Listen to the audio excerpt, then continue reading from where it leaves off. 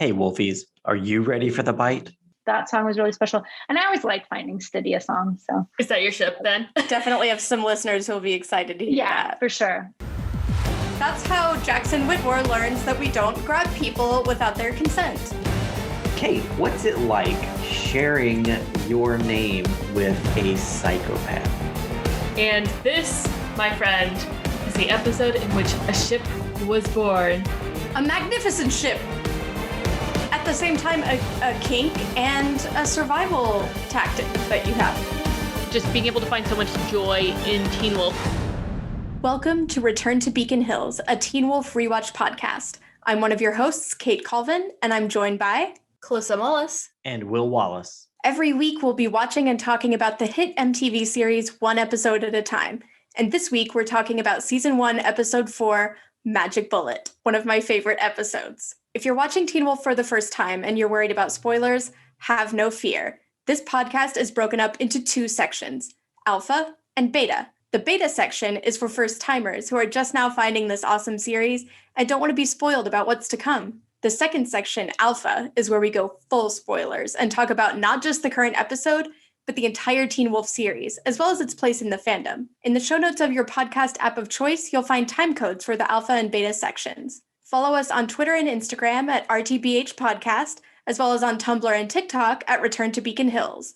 If you'd like to ask us questions or offer suggestions for future topics to discuss, you can email us at returntobeaconhills@gmail.com. If you'd like to support the show, you can find us on Patreon at RTBH Podcast. There, our Wolfie patrons will gain access to awesome exclusives, like early access to episodes, full moon AMAs, the Beacon Hills Movie Club, where we watch and provide commentary for movies starring the amazing cast of Teen Wolf and featuring the work of our talented crew, as well as guest video interviews and a monthly watch party. So head on over to patreon.com/RTBH podcast and join the pack. This week's Howl Out goes to Kristen Konzelman, Rachel C., Kathy Wallace, Ashlyn Siobhan, and Natasha Perkin. This week's 5-star review comes from Becca 5777, who said, "Love the podcast." Thank you so much, Becca. This week's episode is Magic Bullet, and it was written by Daniel Sinclair and directed by Toby Wilkins. And a fun fact is this is the first episode of the series not directed by Russell Mulcahy. Allison's aunt, Kate Argent, comes to town to help Chris track down the Alpha. She fires a shot, but instead of hitting the Alpha, Derek is struck by a poison bullet. Without the antidote, Derek will die. He enlists Scott's help to retrieve another bullet from Kate that has been laced with a rare form of wolfsbane known as Nordic Blue Monk's Hood. Styles is stuck with Derek as Scott suffers an uncomfortable family dinner with the Argents. So, Kalissa, do we have a favorite quote from this episode? Our favorite quote from this week's episode would be Derek telling Styles, "Start the car or I'm going to rip your throat out with my teeth." The honorable mention for this week would be another Derek and Styles exchange where Derek says, "You faint at the sight of blood?" And Styles responds, "No, but I might at the sight of a chopped off arm." A chopped off arm would be pretty intense. And also, I feel like there would be a lot of blood involved. Doesn't sound like fun for anybody. Although, I mean, honestly, in that scene, Derek is it's not like he had to be convinced to do this thing. It's not like he had to be talked into it. It was just, here's what we're doing. He's committed. Yeah, he is. He's like he thought this out. Like, I feel like the whole day he's just been going through all of the, like a checklist in his mind by certain points in the stages of sickness getting up his arm. He's like, okay, I could just lose the hand now, or I can lose this, or that. It just keeps going further and further up. And at some point he's like, all right, the whole arm's got to go.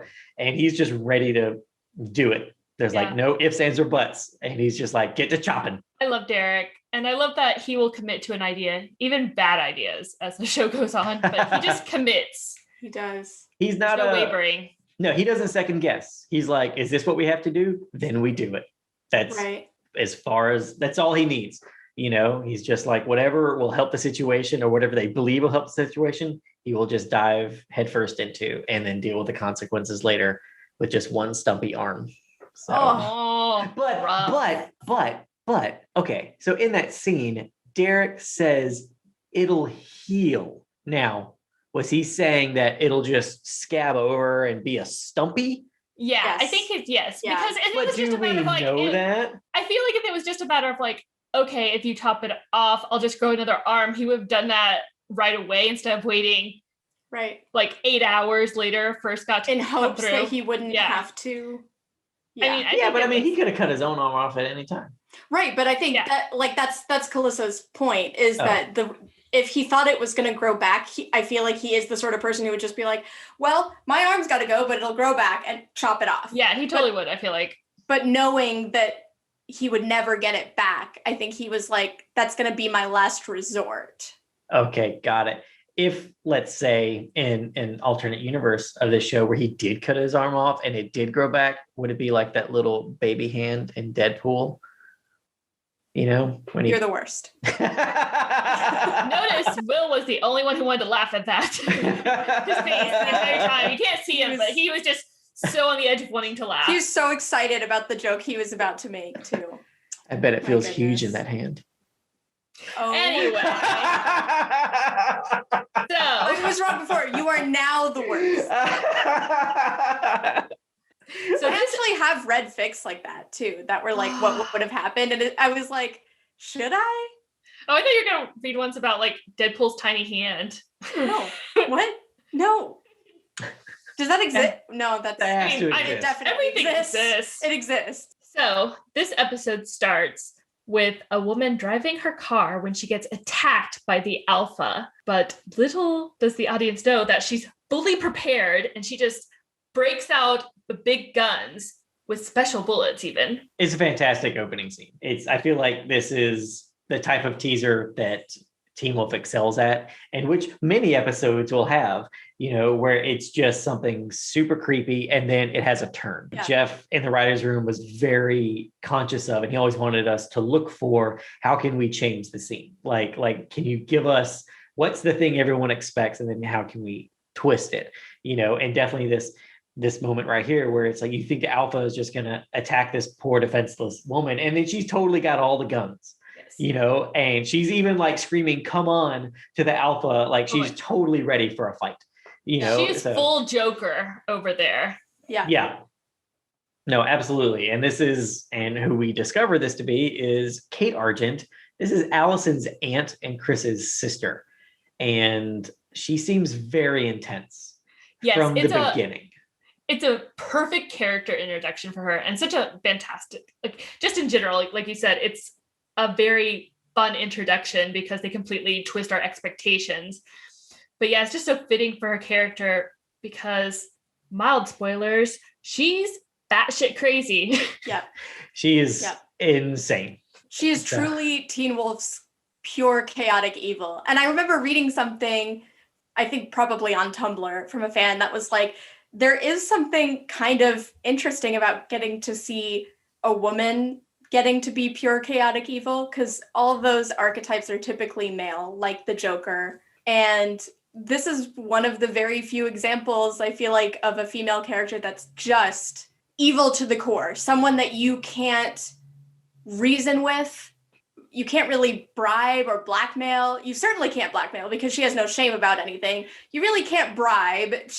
There's no talking to her about anything. There's only stopping her or not stopping her. Right. Like the Joker. Yeah. Right. Exactly. And this is kind of mild spoilers, listeners, but I feel like it's pretty evident by this episode that if you just pay attention to what she's doing and saying and how she does things and how she looks at certain people at certain times, but then also the very last scene where Chris is like, hey, we're totally going to kill some werewolves, but we're going to do it honorably. And she's like, yeah, wink, wink, wink. She totally does. You know, and so I feel like you can honestly say, just by watching this episode and not knowing anything that's going to come forward, that we can say she's insane, that she's kind of crazy pants over here. And she's definitely one of the best characters of this entire series. Oh, yes. She's I was going to just say, like, amazing.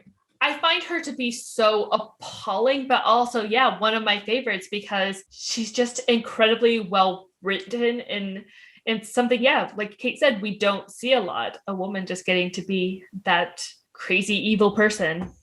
Just pure unadulterated evil. Yeah, and Jill Wagner plays her to, you can't see it, but I just did chef kiss, to perfection. You know, like, honestly, like, I can't imagine anyone else in this role because she's just so good at it. Like, I mean, from the start, you know, she just inhabits Kate Argent like to her core, and it's fantastic. You know, I mean, honestly, every character on the show is like that, but I mean, like, I feel like that, but more so, you know. Yeah. So yeah.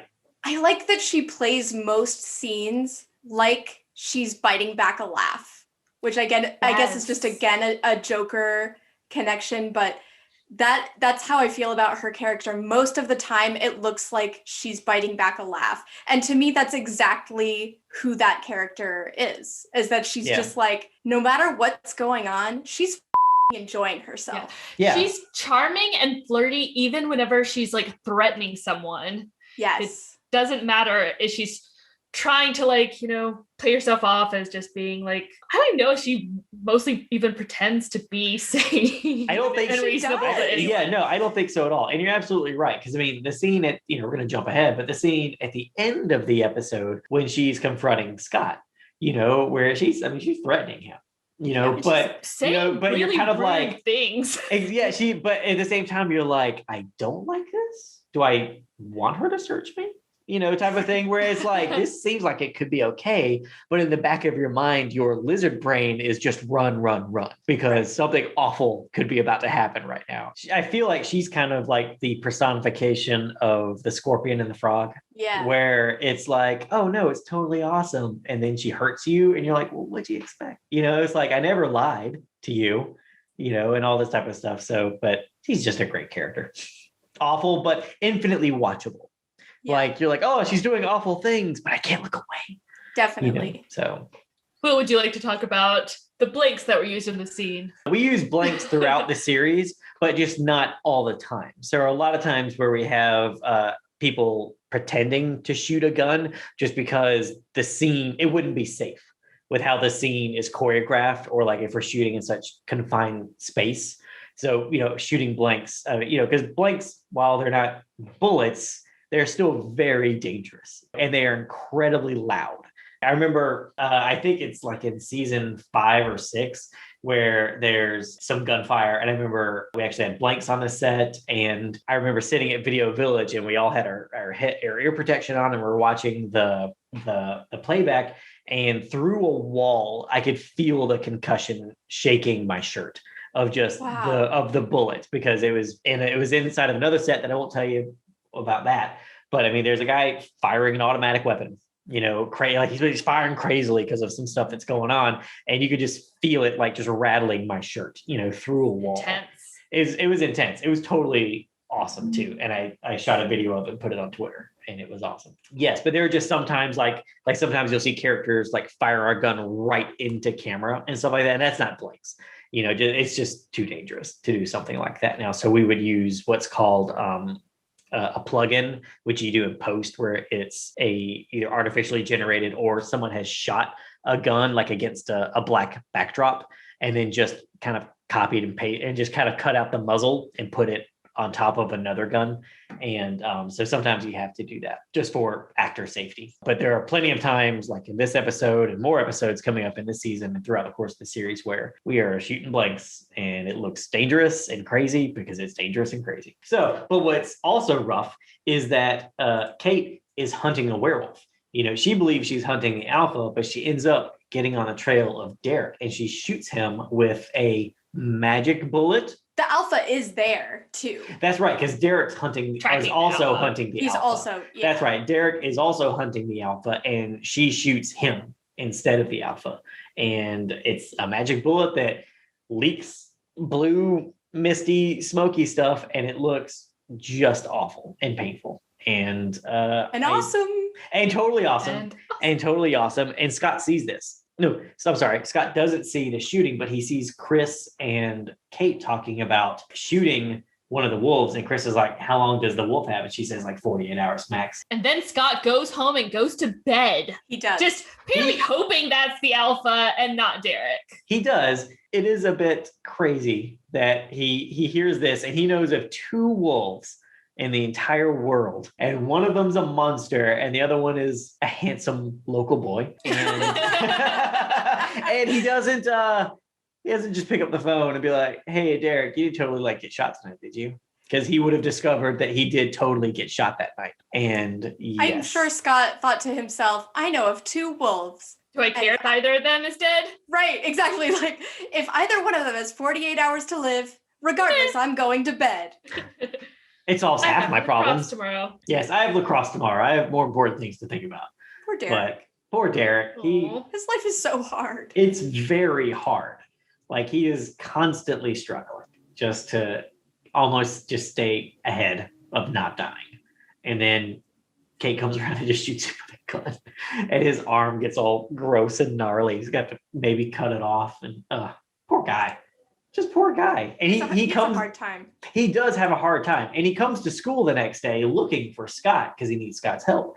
And he's just like shuffling through the corridors. He's got his cool leather jacket on. And he's dripping blood.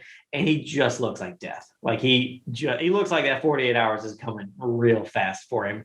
And he finds Jackson and he's like, tell me where Scott is. And of course, Jackson thinks Derek is Scott's drug dealer. The one who provides him with his juice. His juice. And Jackson wants some. He wants some of that juice. And Derek doesn't have time for it. So he tries to push back, or he tries to push past Jackson. And Jackson, kind of lays hands on him. And Derek claws him. He's a no-touchy kind of guy. He is a Derek does not no-touchy. like to be touched. He does not like to be touched. And he claws the crap out of Jackson's neck. Like bad, and it looks pretty gnarly. Jackson's pulling away a handful of blood, and it looks really rough. I hope he went to the nurse and got some ointment. That's how Jackson Whitmore learns that we don't grab people without their consent. Sometimes you have to have a harsh lesson. Now, I'm personally a big fan of Derek looking like he's dying, but that's just a me thing. That's your type. It is. And I have a lot of time to enjoy that throughout Teen Wolf because there's a lot of different characters who go through the whole near-death phase. Looking sort of gaunt. Yes, very pale. And weak. Sickly. It's at the same time a kink and a survival tactic that you have. It is. Definitely just only going out with people that you could physically overpower if it came down to it. Mm-hmm. Which is probably important in Beacon Hills. Yeah, 100%. Scott goes to school, and this is where we find out that Scott's starting to fail his classes just because he's too busy with his new wolfiness and Allison. And lacrosse. And lacrosse, of course. The trifecta of Wolfie, Allison, and lacrosse is taking up a lot of Scott's time. And the Triskelion, if you will. Oh, listeners, you're going to learn about that later, and it's going to be pretty cool. But yes, the Triskelion of things that are causing Scott to fail his classes. Yeah. And as far as Allison goes, when they have study sessions, as we shall see in this episode, they do not study. Unless they're studying sexy time. Biology. Oh. Anatomy. Oh, it just gets better. As we said, Derek's at school looking for Scott, but Scott doesn't have time to deal with him. He has plans with Allison, so he sticks Derek with Styles. And this, my friend, is the episode in which a ship was born. A magnificent ship. Epic ship. Styles and Derek. Steric, if you will. Yes, it is pretty awesome. I mean, the moment Derek gets into Styles' Jeep, they have incredible chemistry together. They're back and forth, and basically every single dialogue scene is incredible. And it's just incredible. I don't know how else to describe it. It's just great. It just feels like it feels like Jeff and the writers of the first season happened upon a dynamic duo who are like perfect to be in scenes together. And spoiler alert, there will be more scenes with Styles and Derek together, and they always play off of each other beautifully. Derek is always the straight man, and Styles is loaded with humor, and just Styles' reactions to everything Derek does in this episode and in future episodes is always played to perfection. Like when they pull over in the Jeep, when they're trying to figure out what they're going to do and what they're going to do with Derek, and he's like pulls up his shirt and you see the bullet wound, and Styles is just like, oh God, what is that? It's fantastic. Is that contagious? Is that contagious? Yes, all of his reactions are just fantastic. And I feel like the thing is like Styles very much is the everyman of the show, especially in this first season where he is just, I feel like he reacts the way we all would react in this situation, because like all the other characters on the show are kind of like turned up to 11 in this heightened reality of Beacon Hills, but I feel like Scott or Styles is right where the rest of us would be, and anytime something happens, he's either like that was awesome, or he's like this is the grossest thing I've ever seen. And it wildly vacillates between the two, but it's just his reactions are always like just normal people reactions, and they're always brilliant. They're always funny. And there's definitely sort of an opposites coming together to create great friction type thing there, because Derek is succinct. You know, like when Scott comes to ask him stuff, it's like, Derek, am I going to hurt someone? Yes. Could I kill someone? Probably. What can I do? This. It's just like, that's how he responds to questions. Yeah. And Styles is not that thing. Styles is loquacious. He likes to talk. He likes the sound of his own voice. And so it's funny seeing them have conversations together, because it's like Derek is a planet and Styles, you know, that's like still, and Styles is like this little moon with a super intense hyperactive orbit around him. Absolutely. It just makes for really, really interesting scenes. Absolutely. I think Styles is very much like Michael Scott, in that Michael Scott says at one point in The Office, sometimes I begin a sentence and I have no idea where it's going. And I feel like Styles is like that a lot of times too, especially when he's trying to get out of something, usually when his father has caught him, you know, and so it's just like he just starts talking. And I think Styles is that type of person that's like, if I just talk long enough, I will probably wear this person down and I will get out of whatever situation I'm in.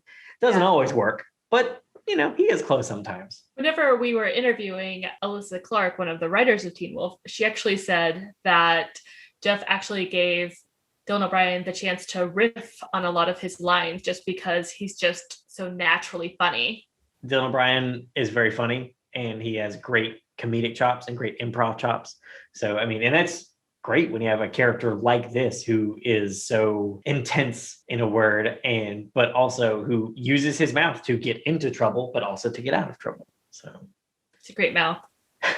Yeah, I was kind of, as you were saying it, I was like, I wonder what the response to that is going to be in terms of your choice of words. It's a great but mouth. I also remember when we talked to Jeff that he said that, you know, some of the executives were a little uncertain about Derek being funny and whether that would undermine sort of the mystique of the character, but Jeff felt like it humanized him. And I think his scenes with Styles are some of the best examples of that, because there's something about Styles that is kind of needling that like just kind of picks at him until he's not able to stay totally stone-faced like he normally is. Yeah, right. I feel like it really helps to flesh out the character when we have Derek scenes with Styles, because like you said, when he's talking to Scott, it's just one-word answers. Right. And yeah, he doesn't like wax poetic with Styles or anything, but we just get more reaction. He's not just like arms crossed, just threatening him all the time. Right. Well, he threatens him, but in response to just how annoying Styles seems like the kind of person who can break him, not because he's strong or has any power over Derek, just because he's just so annoying to him. He doesn't know how to deal with him. He doesn't know how to deal with a little annoying human. Yes. Yeah. That's very true. He doesn't know what to do. It's like a little annoying yap dog or something that's like you just can't deal with. I feel like Derek understands that he could beat up Styles, but it wouldn't stop Styles. That you know, where true. It's like Scott, I feel like if he punched Scott, he could probably get him to change his behavior a little bit. But I feel like he could just punch the hell out of Styles and Styles wouldn't stop. That he would keep asking questions and being annoying and all that. So it's just like, I feel like maybe Derek understands that I can't do anything about this. Like I just have to endure this other person who I have to be with, especially in this instance where I am severely incapacitated and I have to have this dork look after me and make sure I don't die. You know, the old unstoppable force and immovable object, right? Do you know what else is an unstoppable force and an immovable object? Horny teenagers and responsibility. Scott and Allison go to her house to study. And Scott's supposed to be finding this bullet to save Derek, who he knows has a ticking clock before he dies. But Scott's a teenage boy with a very cute girlfriend, so he's easily distracted. This is whenever we're first introduced to Allison as an archer. She shows off her skills, which throughout the first couple episodes, we get a hint that Allison has had a lot of different hobbies that she's put herself into. She was into gymnastics and photography, I think she mentions. And poetry, I think. And poetry, yes. But what she's really good at is archery. Seems to be a family skill. Yeah, since that's how we were introduced to Chris Argent as well. So Scott ends up getting stuck with a family dinner with the Argents. Oof. It seems rough because as he and Allison are in the garage and she's showing off, her compound bow and everything, and Scott sees all of the guns that Argent Arms sells, in quotes, people, we're quoting it here, that Argent Arms sells, they get caught by Chris Argent. And instead of Scott kind of being thrown out, he is invited by Kate to join them for dinner. And it leads to an incredibly awkward dinner scene with the entire family. I think we got Victoria, we got Chris, we got Kate, and then we have, in the middle of all three of them, we have Scott and Allison. And it seems very awkward. Now, I've been to some awkward dinners. The first time you're meeting like your boyfriend, girlfriend's family and all that, it can be kind of rough. But this one's even more so because of the before mentioned guns and crossbows, also werewolves and hunters of werewolves. And Kate's there. And Kate in this scene is just fantastic because she's just kind of just needling the whole situation. Like Allison is trying to shut it down. Allison is trying to get her dad down from an 11 to like maybe a 5 or a 6 or something like that. And Dad, Papa Argent, is not happy that his daughter has a boyfriend.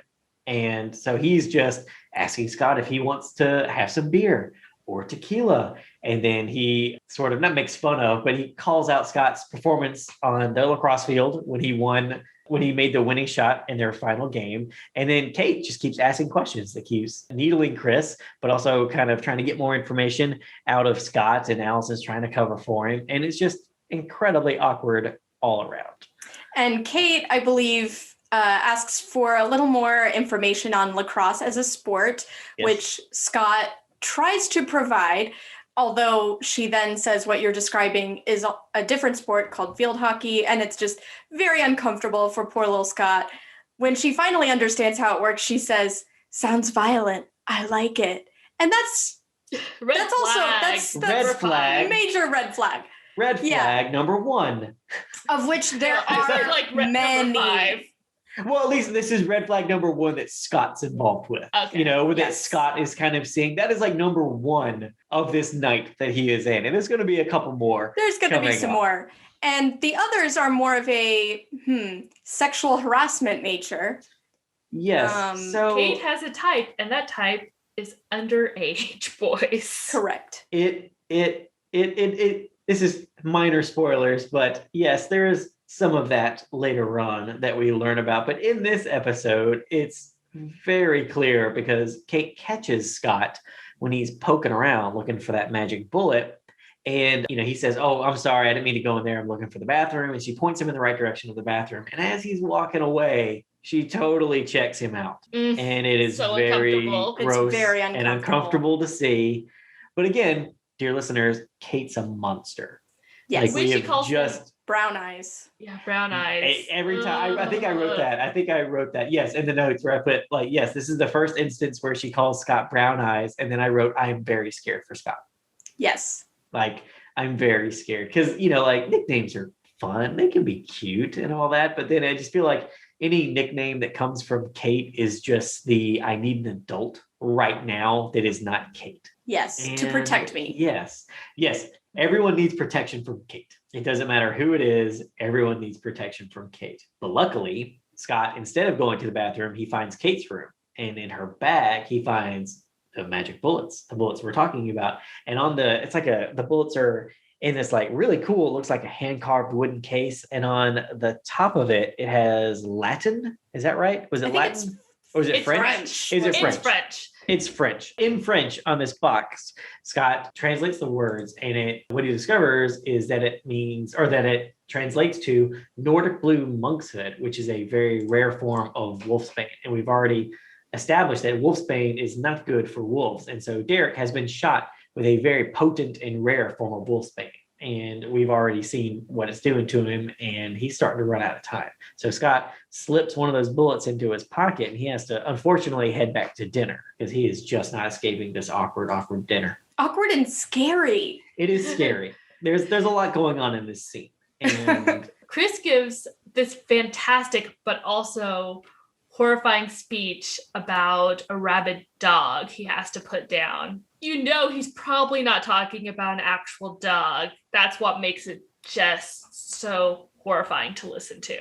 Right. And especially for Scott, because he knows that Chris Argent is a werewolf hunter, that when he's describing putting down, quote unquote, a rabid dog, what he's actually describing is killing a werewolf like himself when they're probably in the throes of lunacy, shall we say, caused by the moon and not in control of their actions. So to hear that description delivered with some detail by Chris Argent when he's inside his home, pretty much defenseless, surrounded by werewolf hunters, it's very scary. It's very scary. And that's even without taking into account the very aggressive sexual harassment he is withstanding from Kate. So it's a very scary meet the family dinner overall.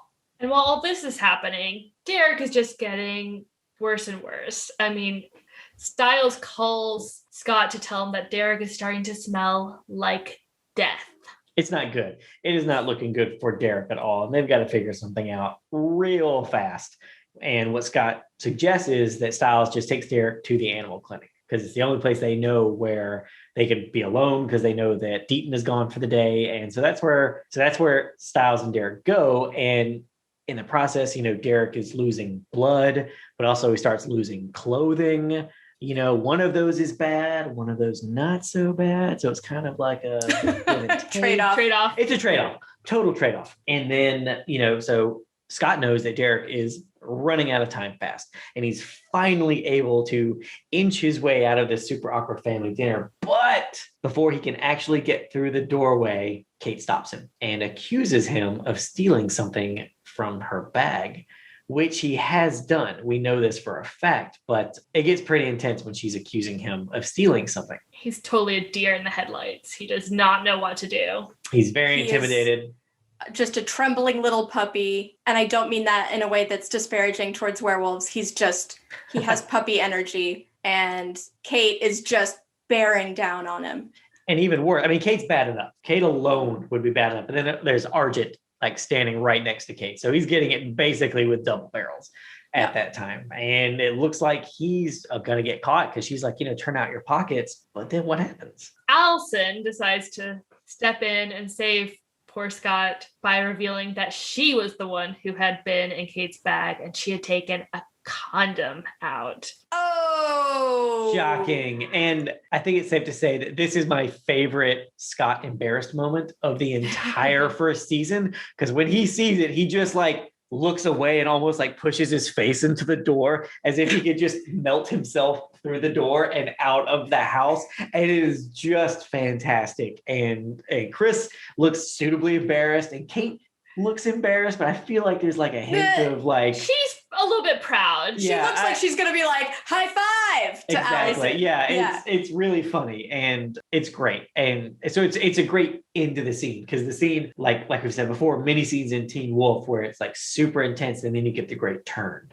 where you do something unexpected and you totally think that Scott's caught because he did the thing he's been accused of, and he is powerless in this situation, like you said before, that he is surrounded by guns and werewolf hunters. So, there's really no way for him to get out of this. And if he actually has to turn out his pockets, he's caught. But then you just get this great moment where Allison steps up. She's like, nope, it was totally me. I was looking for a condom, which I found and am going to use.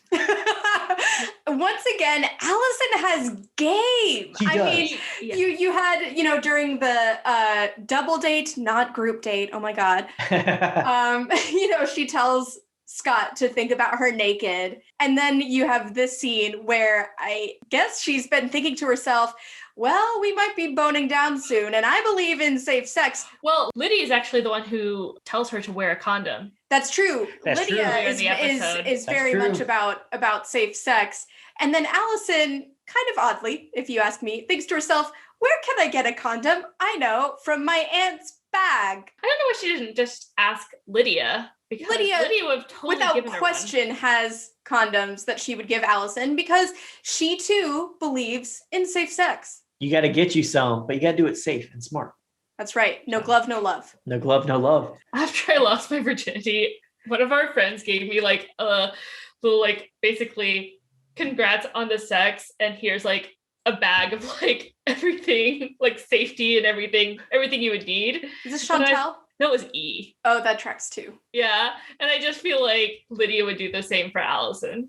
You're absolutely right. She should have, I don't know. I'm honestly, now that you're saying, surprised when they're talking about it earlier in the scene, Lydia wasn't just like digging in her purse. I'm like, here you go. Right. Yeah. Here's a condom. Because then we wouldn't get story. So, and we need intense story.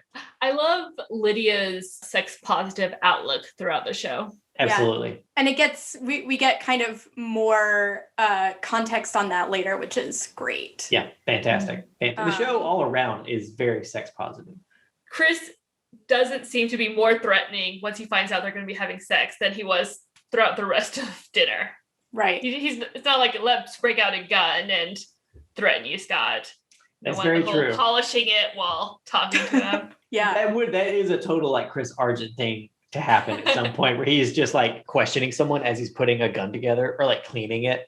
Oh, yeah. Or something like that. I mean, that's totally something that would happen. But I mean, it is great that and you're right. You're right. I mean, it's great that the show is so sex positive, but Chris doesn't become more villainous because of this thing now. But I honestly feel like it's like he's already up there. Like, I mean, he's already super intimidating. And I feel like to go any further would just be cartoonish. I think it's because he, like, when he says that his concern, well, I don't think he verbalizes it, but his concern isn't you shouldn't be having sex. His concern is, I know about how much more complicated the world is than you realize.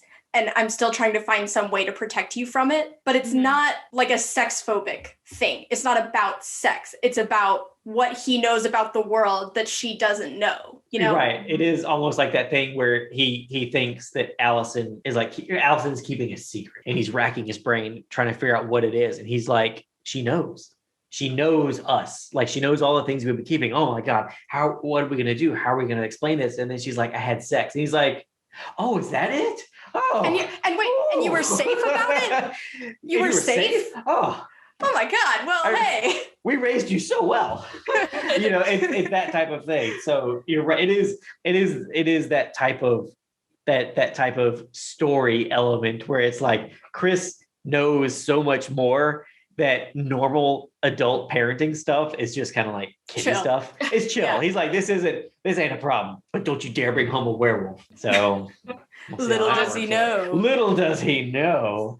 So like you were talking, Will, about being your favorite moment whenever Scott's embarrassed. What I love is whenever he steps outside and there's such relief from realizing he got away with a bullet, but it takes a few minutes for it to actually click. The condiment that Allison wanted to have sex with him. Yeah. And then he has this big smile on his face, and you're like, oh, that's where the relief had kind of ebbed, and his mind had a moment to process the sexy implications of what just happened. Exactly. He's an adorable doofus. He's an adorable doofus. And I think he's just a great teenage character. Right.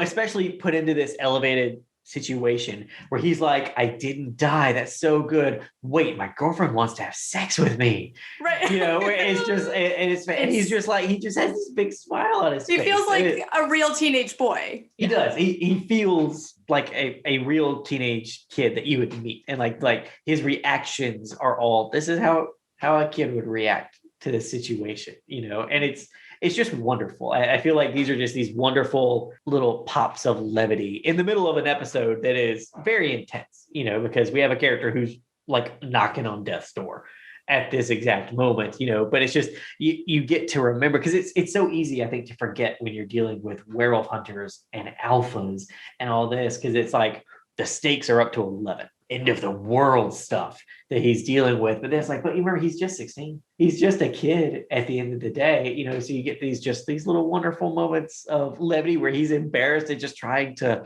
again, will himself to melt through the door so he can just get out of there, and The then world but also, never opens up and swallows you at the moment that you would like it to. Absolutely. But then, of course, like Kalissa said, there's just that moment where he's like, "Ooh, I got out of there with my life," and then it dawns on him what the condom actually means, and it's just wonderful. It's just adorable. It's a great it's just so good. And So, yeah. Meanwhile, though, Derek has just informed Stiles that Stiles has to cut off his arm because apparently Scott's just not going to make it there in time. Nope. And so what he was saying is that the wolfsbane that the bullet was poisoned with is in his bloodstream. Yeah. And he has to get it out of him before it reaches his heart. That's the point where it will be fatal. Exactly. And since he was shot in the arm, he tells Stiles, if Scott doesn't get here when it's getting close to my heart, it's either cut off my arm or I'm going to die, which means you're going to have to cut my arm off. And there is a bone saw because we are in a place where surgeries take place, normally on animals, as opposed to, shape-shifting humans. But still, Stiles doesn't love this idea, which I don't really blame him for. Derek is still trying to threaten him while on death's door to go through with it. Whatever it takes, because Derek is not afraid of like consequences and stuff. He's like, Right. What does it take to succeed in this moment? And if that means cutting off my arm so I don't die, he's like, well, thank God I'm a righty and it's my left arm. I'm coming out on top here, and type of thing. And he's just like, just cut it off. Just cut the sucker off. And of course, Stiles is holding this giant bone saw, and he looks like a kid too, where you're like that's he's right. gonna throw up. He's gonna throw up all over. That would have been fantastic if he just like thrown up on top of Derek or something like that. But he's not the person doing the throwing up in this scene, is he? He is not. No.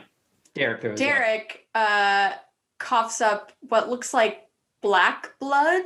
It's the first time we see it in the show, not the last time. Not by a long shot. When you want a guaranteed like gross moment, throw up something black. That's just all it takes. I love the look of the black blood. It looks great. It looks like ink, like it does. Just gives it this. It's so creepy. Yeah, it is like ink black. And there's something about seeing that come from a person that just feels so wrong. Do you know if Jeff was the one who came up with that? I have Just no idea. Curious. No. I would love to know the origin story behind the black blood. So this is also the first but not the last time that we see Derek writhing on the ground, shirtless. But thankfully, Scott makes it there before Stiles can start cutting off Derek's arm. But Thank God. He drops the bullet. He does. It gets really intense because Derek passes out. Like right when they get the bullet to him, he passes out, knocking the bullet out of Scott's hand, and it rolls beneath the table and into a grate down below the floor. And it's just like every problem that can happen happens. It's like they need the bullet, they find the bullet, but they get caught. They get out of that situation, but Derek's going to lose his arm. Oh, but the bullet's there on time. Now Derek is passed out and we've lost the bullet.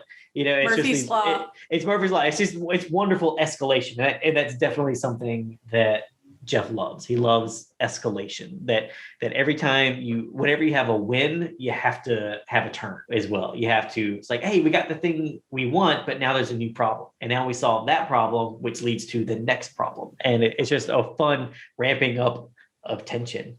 We get to see Scott actually exhibit some control over his new Wolfie powers because he's able to grow out his claws and use them to grab the bullet. It's a great scene because, this is episode 4 of the season, and leading up to this in the previous 3 episodes, Scott hasn't really had much control of the powers. Like usually he's like upset or his heart's going really fast and it causes a shift to come, or he's getting his heart's going because of maybe some sexy time and we pop those claws and all that. And it's never good. Like he's never wolfed out or used a wolf ability to his advantage, like willingly. Lacrosse. Well, willingly. Like, I mean, in all the fucking backflips out there. That's true, but every time that happened, he has like that look on his face, like, "Oh, did I just do that?" Yeah, well, You know, it so does seem like when he first starts to shift, he's like, "Oh shit." That's true. I just he was over there doing. Yeah, no, he's definitely profiting from it. He's profited from it, but he has never willingly said, he's never like, "I'm doing this to gain something." But this is a great moment because you're absolutely right, Kalissa. He shows control. Like he pops his two claws and he gingerly gets the bullet out from the grate, and it's fantastic. But Derek is still unconscious because of the rare wolfsbane in his blood. So there's Sounds has to give him a little love tap there with his fist. With his fist yes, right in the face. I'm very that moment even on rewatch surprised me because I feel like if I was gonna like hit someone to like wake them up, I wouldn't punch them in the face. Like I feel like a slap is what you would think, but after spending the day with him, I think he wanted to punch Derek, but also probably thinking he's a werewolf. Is a slap enough to bring him out of it? Very true. I had not thought about that. He does seem sincerely panicked when he thinks that this might be the moment where they're either going to wake Derek up so he can do the antidote, or he's going to die right that second. Yes. And he punches Derek in the face and he punches him right back into consciousness.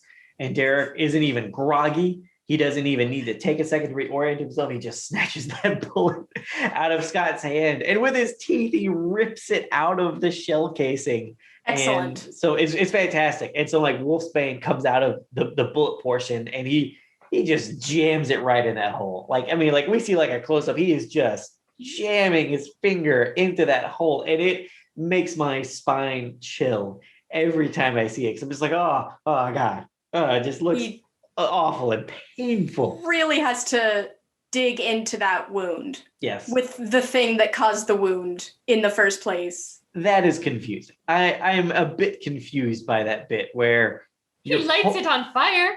That's true, and fire is cleansing. We all know that. But I'm not sure he would. Yeah. What have I said? Yeah.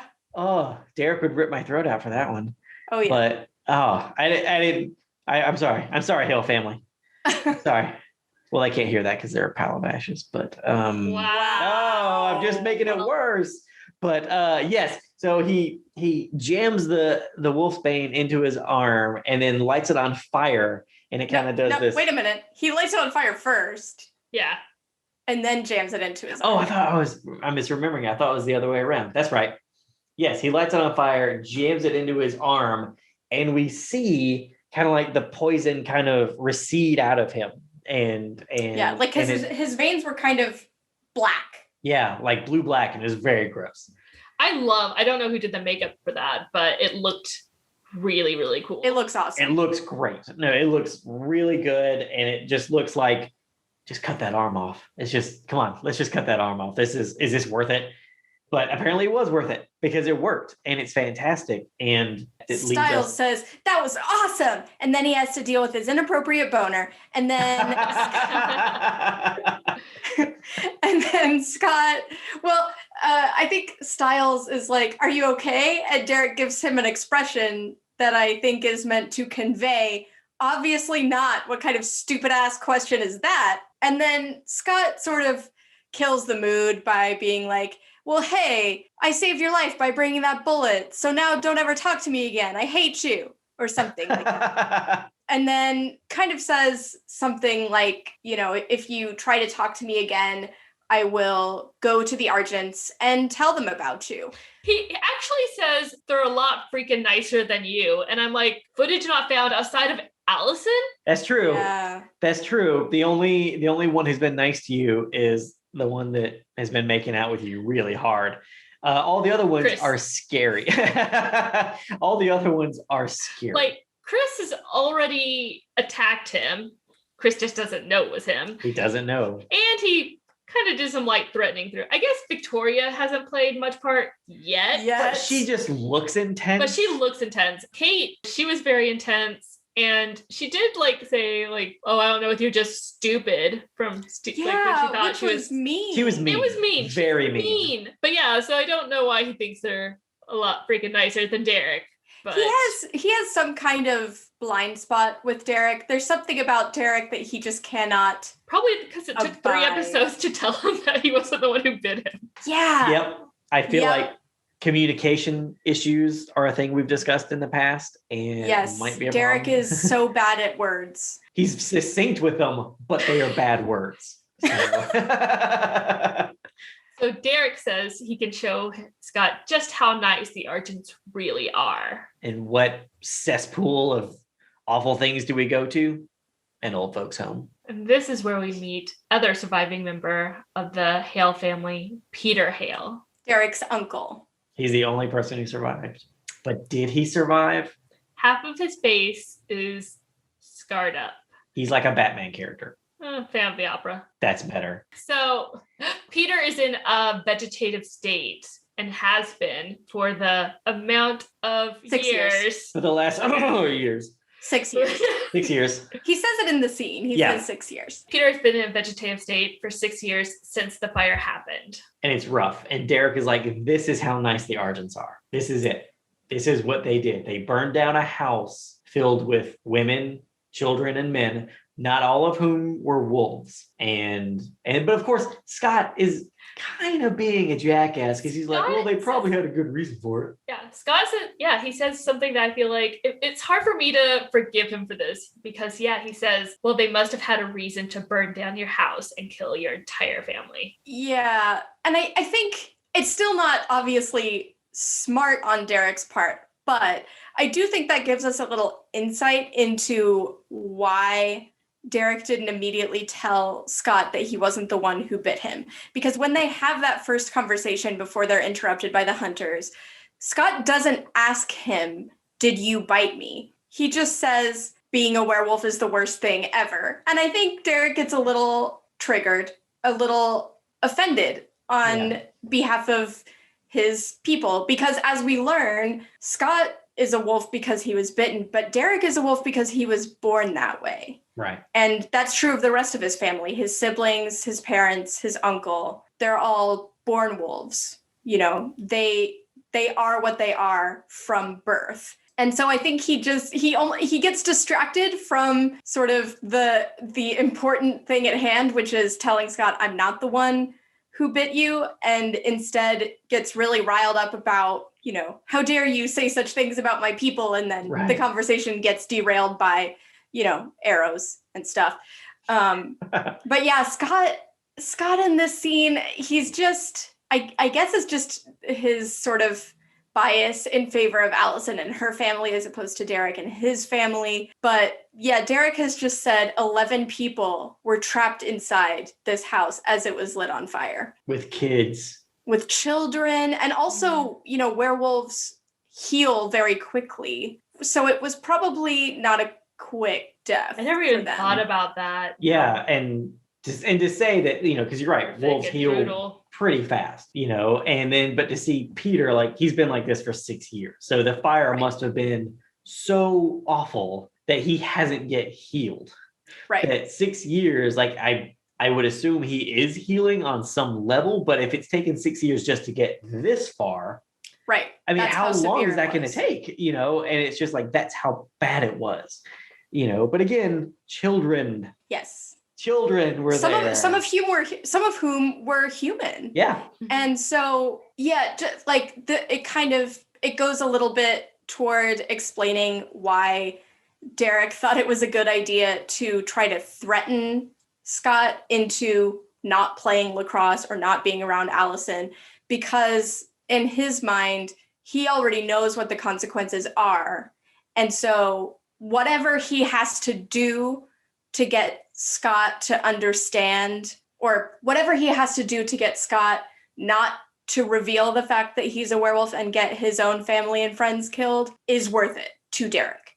Yes, absolutely. Derek is it definitely feels like up until this point, in the series that his concern is that more people don't die, that he wants to save people. He's not great at articulating that sometimes because of the things you just said. I mean, you're right. Scott is very accusatory that first night. He's not like, hey, did you bite me? Because that was lame. He was like, F you, mother.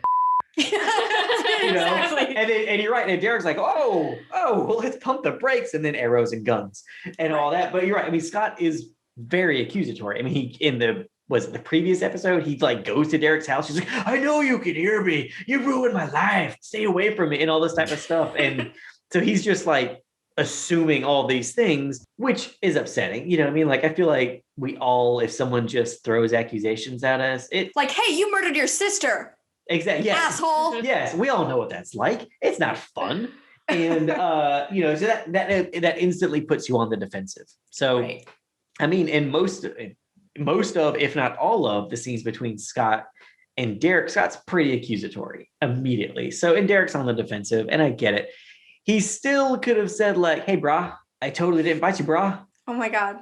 But he doesn't. Right. So no, yeah, he's definitely really bad at communicating. That's frat wolf Will, not teen wolf. Oh, yes. Frat wolf. Jersey Shore wolf. But Big wolf on campus. Nice. Nice. But Very nice. yeah, he's super awful at communicating. But I do think that this scene and this extra information that the fire was not an accident, that it was absolutely intentional to murder them for being what they are, what they have been since birth, goes a long way to explaining why Derek is the way Derek is. Yeah. And you're right. And he doesn't want that to happen to anyone else. Like, so, I mean, I feel like obviously he's got a heart of gold. It's in the right place. It's just not great at trying to articulate to other people why he is the way he is. But of course, this also goes back to trauma. I mean, he's been through a horrible trauma. Yeah, he should go to therapy. Lots of wolf therapy. So much wolf therapy. Going back to frustrated by Scott's loyalty to the Argents in this first part of the season, only because of Allison. He is latching pretty hard onto the family as a whole, despite their treatment of him, except for this one person. Yeah. He needs to separate his love life from his wolf life. Yeah. Exactly. We get to see Allison in this episode picking up on her family's lies, though, because Kate and Chris tell her different stories about why Chris had to leave in the middle of the night to go get her. That's right. Chris, I think, says that Kate had a flat tire, and that's why he had to go get her. And then later on, Kate says that she needed a jump start, and those are not the same things. I don't know much about cars, but I know those aren't the same thing. Allison sees broken glass, which she realizes means that one of the windows had been broken for Kate's car rental. I don't know. She'll get her deposit back on that. So Allison is starting to pick up on some weirdness going on with her family. Both her dad and her aunt are hiding something, and she doesn't know what it is. But by the look on her face at the end of this episode, I feel like she's going to try and get down to the bottom of it. And I wonder what that means, because she's gone 16 years without knowing the truth about her family and the greater world. And it seems like if she starts asking questions and digging around, she might find out the truth before Chris wants her to, or before he's ready to reveal it all himself. But Kate wants her to know it right now. She keeps pushing Chris to tell her. She thinks Allison's ready. She thinks that she's strong and, I guess, committed to the family and killing werewolves. So it's going to be interesting seeing how all this goes forward, because the last scene of this episode is Chris and Kate talking, and they're making plans because Kate's here to help kill the Alpha. First, figure out who the Alpha is. Yes. Who is the Alpha is the great question of this season. It's the mystery that everything is wrapped up in. And I'm very excited to see the show moving forward and figuring out who the Alpha is, because there are a lot of characters on this show, and it could theoretically be any of them. So we have a great rogues gallery of potential suspects, and Kate's ready to kill this Alpha and, do whatever it takes to protect the world from monsters. But Chris exactly. All this is in I quotes. don't know if that's why This is all in quotes. Doing it, This is all in quotes. Well, that's what Chris believes. And Chris is like, hey, we're gonna do this by the code. The code exists for a reason. This is our first mention of the code, right? I think it is. Which I guess the Argents, I don't know if it's all werewolf hunters, but the Argents for sure do their hunting by a code. And it's something that Chris is very in favor of, and I feel like he lives his werewolf hunter life by. Kate, on the other hand, not so much, I feel, based on what she says, although Chris seems to be going along with it. But again, like we said earlier, she's like, yeah, we're totally going to do that. Wink, wink.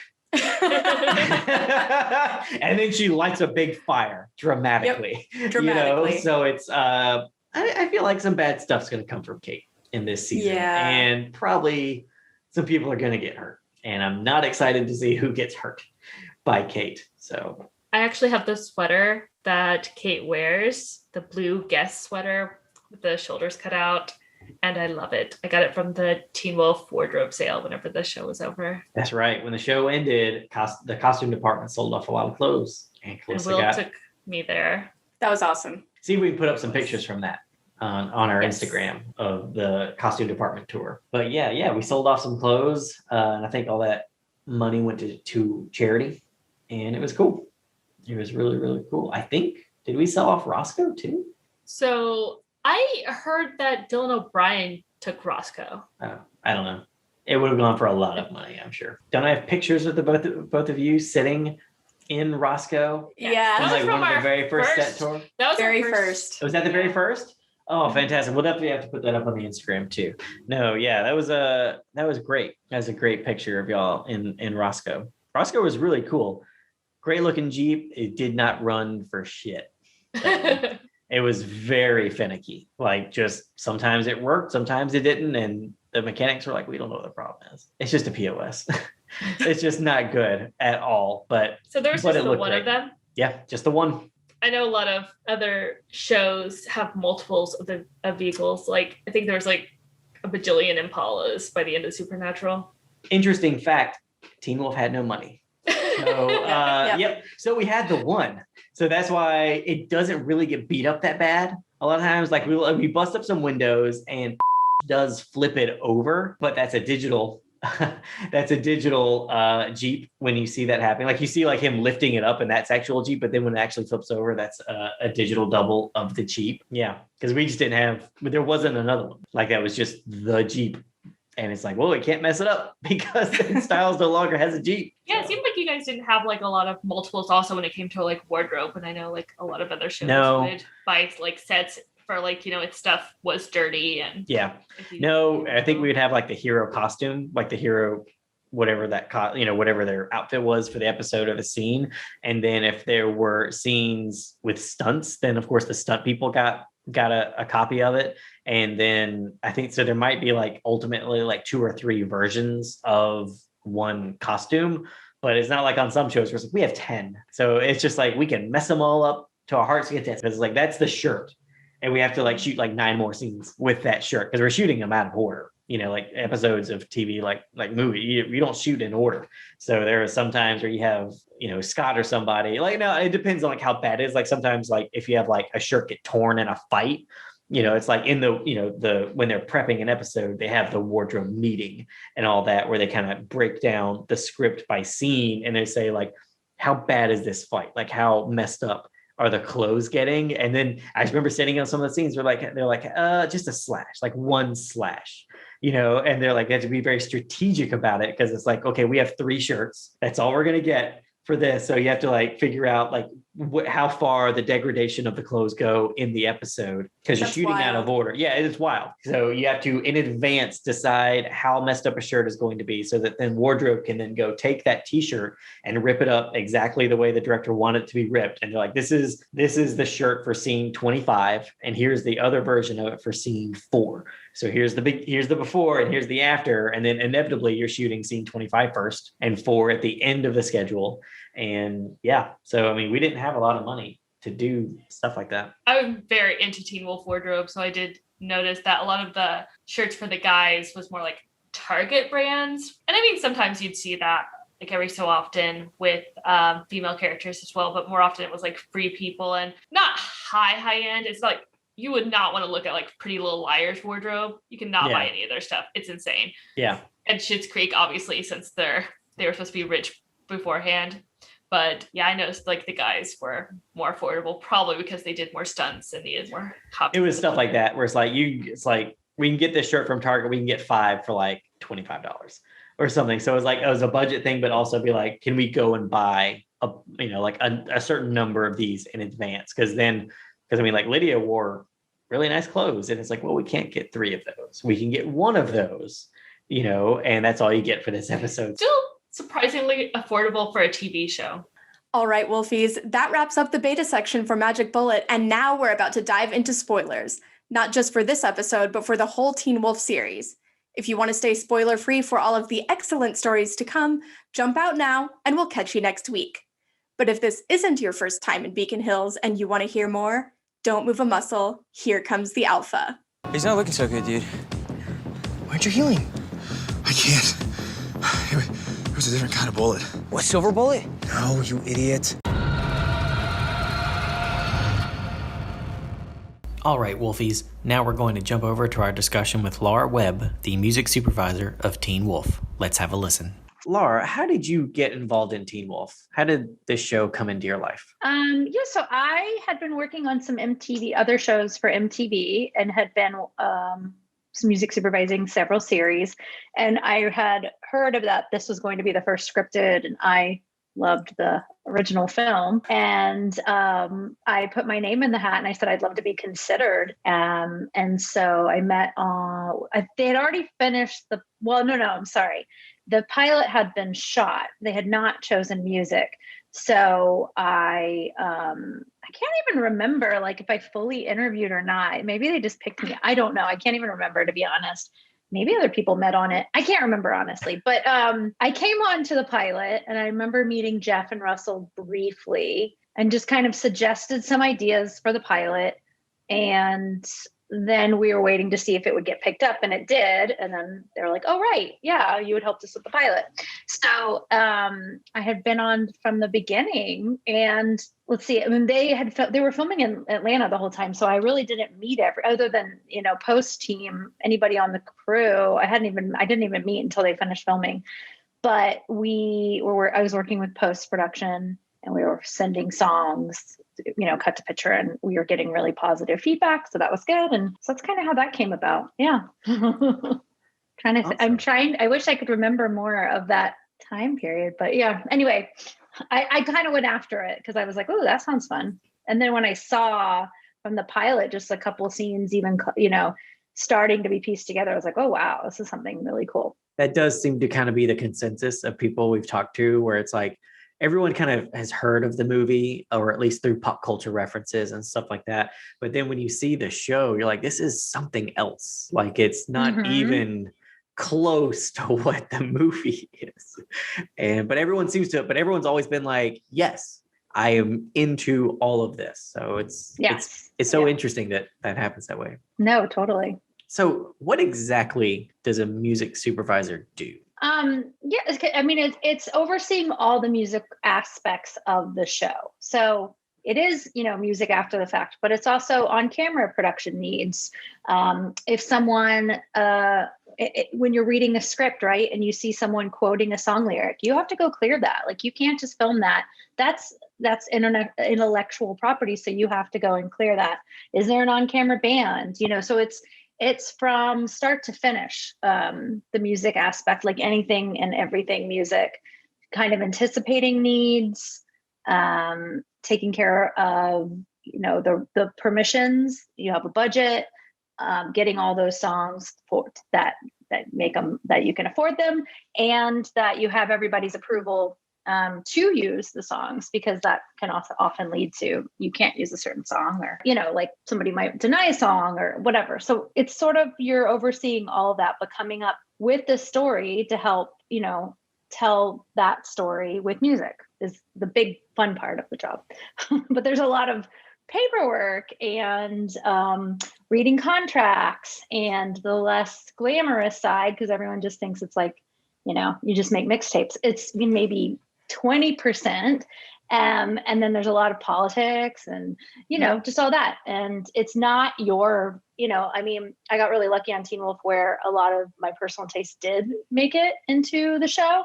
But many projects, that's not the case because you're here to tell your writers and your producers and your directors like their story of or the collaborative story, but you're kind of helped there to guide that vision. That's so cool. Yes. That's so cool. I never would have thought about it. No, I'm just kidding. I never would have thought about clearances. I just assumed because the writers, when we were doing stuff, we'd have to send stuff to the clearance department. And I just assumed they handled all of that. I didn't realize music clearances and stuff like that went through your department. That's okay. So that's really cool. Mm-hmm. There's some studios, it depends, thankfully on Teen Wolf, I did have someone that papered a lot of it. Other projects, that's not the case and you're doing all the paperwork, but you still have to make sure, who all owns this song and, getting all that, getting all those permissions, making sure that those people actually get back to you. Cause for whatever reason, some people don't want to be found and, but you have to get everybody, just because you have 2 people, there could be 7 writers. You need all 7 writers on the song and that kind of thing. So. Yeah. I think that people definitely don't take into consideration how many steps there are to getting a song on a TV show. Yeah. And there's so many cooks in a kitchen, honestly, with those decisions, the network weighs in the studio who produces the show, someone's teenage daughter because they think she has the best taste. It runs the gamut, honestly. I was on one show and they were like, my spin instructor has the best taste in music. I'm like, okay, great. And I'm like, I kind of wanted to go find out where that person pre-COVID, where did they go take classes and let me figure out what that playlist was, So it's just there's so many people weighing in on the decision. So, cool. Which can be fun and not. Yes. I guess sometimes it could feel like endless bureaucracy where at some point it's just can you just say yes or no? Can we just have an answer so we can do our job? With TV, you do have to get the episodes out the door. So you do get to a point where, same with film, but TV's quicker than film, with my experience, or generally, So it's you get, I feel like everyone frets until the last second. And then you're like, all right, just pick one. So how do you identify when to use a song in an episode and when to use score? And then I guess the bigger question around that is what was it like working with Dino Menigan on the soundtrack, and what is that collaborative process like? Yeah, music supervisors tend to come on earlier. So, I'm reading the script early on before it's shot because I need to see, are they speaking any lyrics? Is there an on-camera band? So we're really one of the professions that's on from pre-production, production, post-production, where composers generally, it depends, really come on at post-production, right? But I'll read the script and break down where I anticipate I think songs would go. Some projects, when it's written, some people write songs in mind. So you'll go try to clear that even before it films, if that's something very specific. Or if, there's a band performing, obviously you would go and get all that sorted. And so you'll just kind of guess. And then once you've read it, you'll wait for the editor to assemble the show, and we'll work with, we had wonderful editors who were really great with music on this show. So I usually would send ideas before as they were starting to put the episode together and assemble it. And, but sometimes they were like, hey, you know what? This spot could have a song, or maybe I read it and I pictured something in my mind. But then you look at the way that it was filmed, they're like, no, that's too quick. I don't even know how we could get into a song in 20 seconds, So it all kind of a little bit along the way. And then once the director has a cut, they might have something in mind when they shot it, this is what I was picturing. And then Jeff would come in after and he would have his opinions or be like, nope, swap that out. I would like something like this. And then the editors would put in temp score for the show. And generally that's what happens with the vibe. And then Dino would go in and kind of after the fact, but most of songs, we say score songs, my songs would already be in. And then Dino would come up with ideas after all that, after the episode was in a really good, because they really need to have a locked cut because they're creating music. So, too many changes and all that could happen. So then that's when he would come up with his score kind of on a locked cut. And sometimes I would be still changing songs, but most of the time we'd have it in pretty good shape. Because but we also had a rhythm the longer we went with the show. So you touched on it just a little bit there, but we've talked to different people from the show, and the consensus seems to be that Jeff was involved in pretty much every aspect of it. What role did he play when it came to music? Yeah, he really let me really fly and really use, a lot of songs and really leaned on my expertise, which was really great and always wonderful when you get to have a voice, because there are projects where you don't, and that's okay too, but it's always really fun, and we really aligned on our tastes too. So, each season I would also make him a mix and be like, here's some stuff I like. And, he would kind of tell me, and the longer it went, I also could guess what he would like and not. Sometimes he just had something in his mind, like, actually, I want to score that scene, but I like that song, and sometimes we'd come back to songs. He'd be like, let's go with your song. He just needed to see both. But Jeff was great. He is a dream to work with, and he was really encouraging. And so, I'd get these wonderful emails from him on a particularly hard day, just, and he'd be like, thank you so much. This all sounds so good, and so that was all really nice. And he was really great and very collaborative. So yeah. Wonderful. What was the process like for finding a song for a particular scene on Teen Wolf? So if you've gotten the script and you've broken it down and you talk to Jeff, and Jeff's like, I want a song for this scene. I think we need a song and not score by Dino. What's the process then to find a song? The first episode, and generally you try to set the sonic palette, the first season, and sort of like, okay, what would each character be listening to? What's the style? So we kind of built on that. And, in the pilot, they had temped with some songs that were like electronica. And I was like, oh, great. Cause I grew up in Europe. I love electronica, and it wasn't something that a lot of people were doing. So that was really great. So I thought, oh, here's a place to do something new and fresh and exciting. So really from the pilot is where we set the template, right?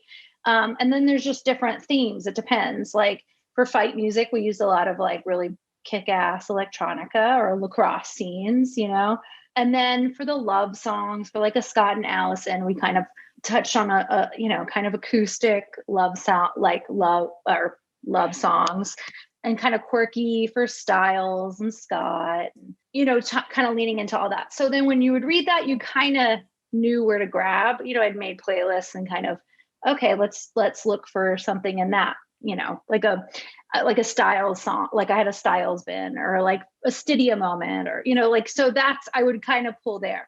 But sometimes I was just, honestly, I really liked the song and I wanted to find a place for it. And that did happen, so it kind of was a little bit of everything. Yeah. Do you still have any of those bins that you? Oh yeah. I still pull from them. Yeah. It's funny because I'm working on Kung Fu, which is the new. Yeah. And they use, I came onto the back half of the season and they use a lot of electronica for fight scenes. And I was like, oh, it's my sweet spot. I love that, so I hadn't done it in a while. And I actually went back and looked at my lacrosse file, I called it my lacrosse fight bin. And still a lot of them hold up. I went and got some fresher ideas too, but I have leaned into some of my old ones that I never got to use. So, oh yeah, I still keep them. Cause I don't know, there's just things that sound and you're like, oh no, I need to do that again kind of thing. Or I'm looking for songs that I feel like fit that, whatever sound. Definitely have to watch that show and listen for that then. That's great. Yeah.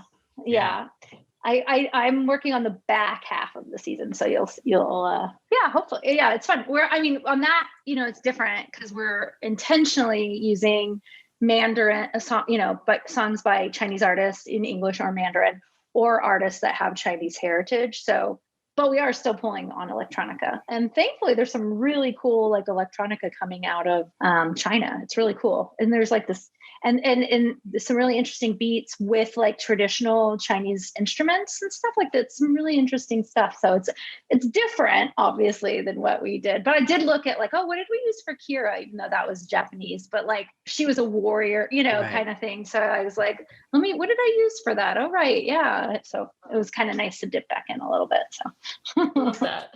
That's so cool. So do you have any memories of working on season 1 in particular that you'd like to share?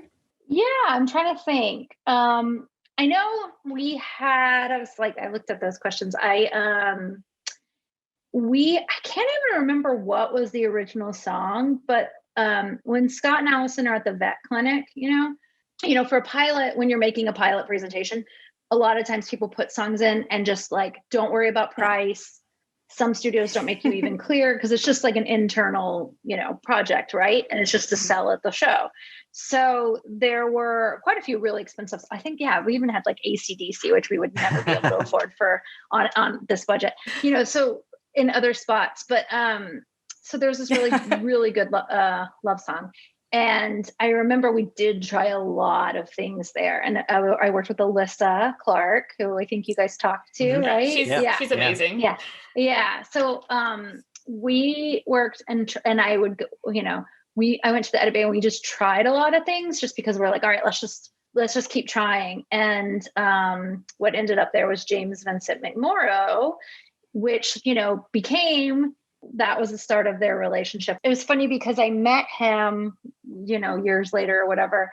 And he was just like, which is funny, at a show and we were talking and I said, thank you for letting us use your music. He's like, I know, I don't know what Hysteric and Stydia, but like my YouTube page. And every time I'd meet artists, they'd be like, your fans are insane, but in a good way, of course, Right. But they'd just be like, all I get are these plot points and people fighting. And it's like, I just write music. I don't know what this is, but it was really funny. So I know it just made me laugh because I'm like, oh yeah, right. But so that was, I'm really like that we found that. And that one's, I remember, was quite a bit of effort. So that was the pilot because we had to redo all the music for the pilot.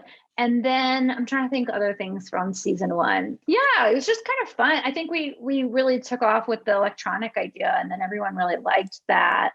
So that was really fun because that's music I've personally loved for years. And, it was nice to see people respond to that. I really liked the Mickey Echo song when Derek's chained in the basement and Kate, Yes, like that was a really fun use. And I was really excited and I knew Mickey and was a big fan of Mickey's music.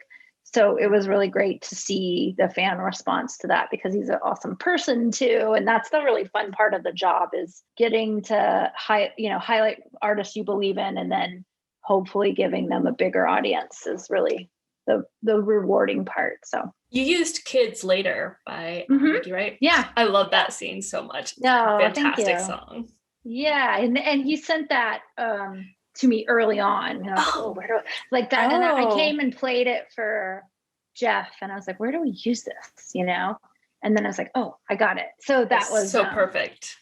Yeah. That's so cool. It was, it's been a, really rewarding and fun show to work on. And it was really nice to see like a lot of the things that you personally like end up in, because I really liked the show and I liked, the whole experience. So it was a good one. It was indeed. Yeah. This isn't a question. I just wanted you to know that my 2 favorite songs from the entirety of Teen Wolf are Ava by Fami and At Home by Crystal Fighters. I love these songs. I listen to them daily. And I remember very distinctly because the first 2 seasons I was just a PA on the reshoots because I was living in Los Angeles. So I wasn't working in Atlanta for the main show, but I remember watching the final episode and hearing At Home by the Crystal Fighters for that very last scene with Scott and Styles practicing lacrosse together.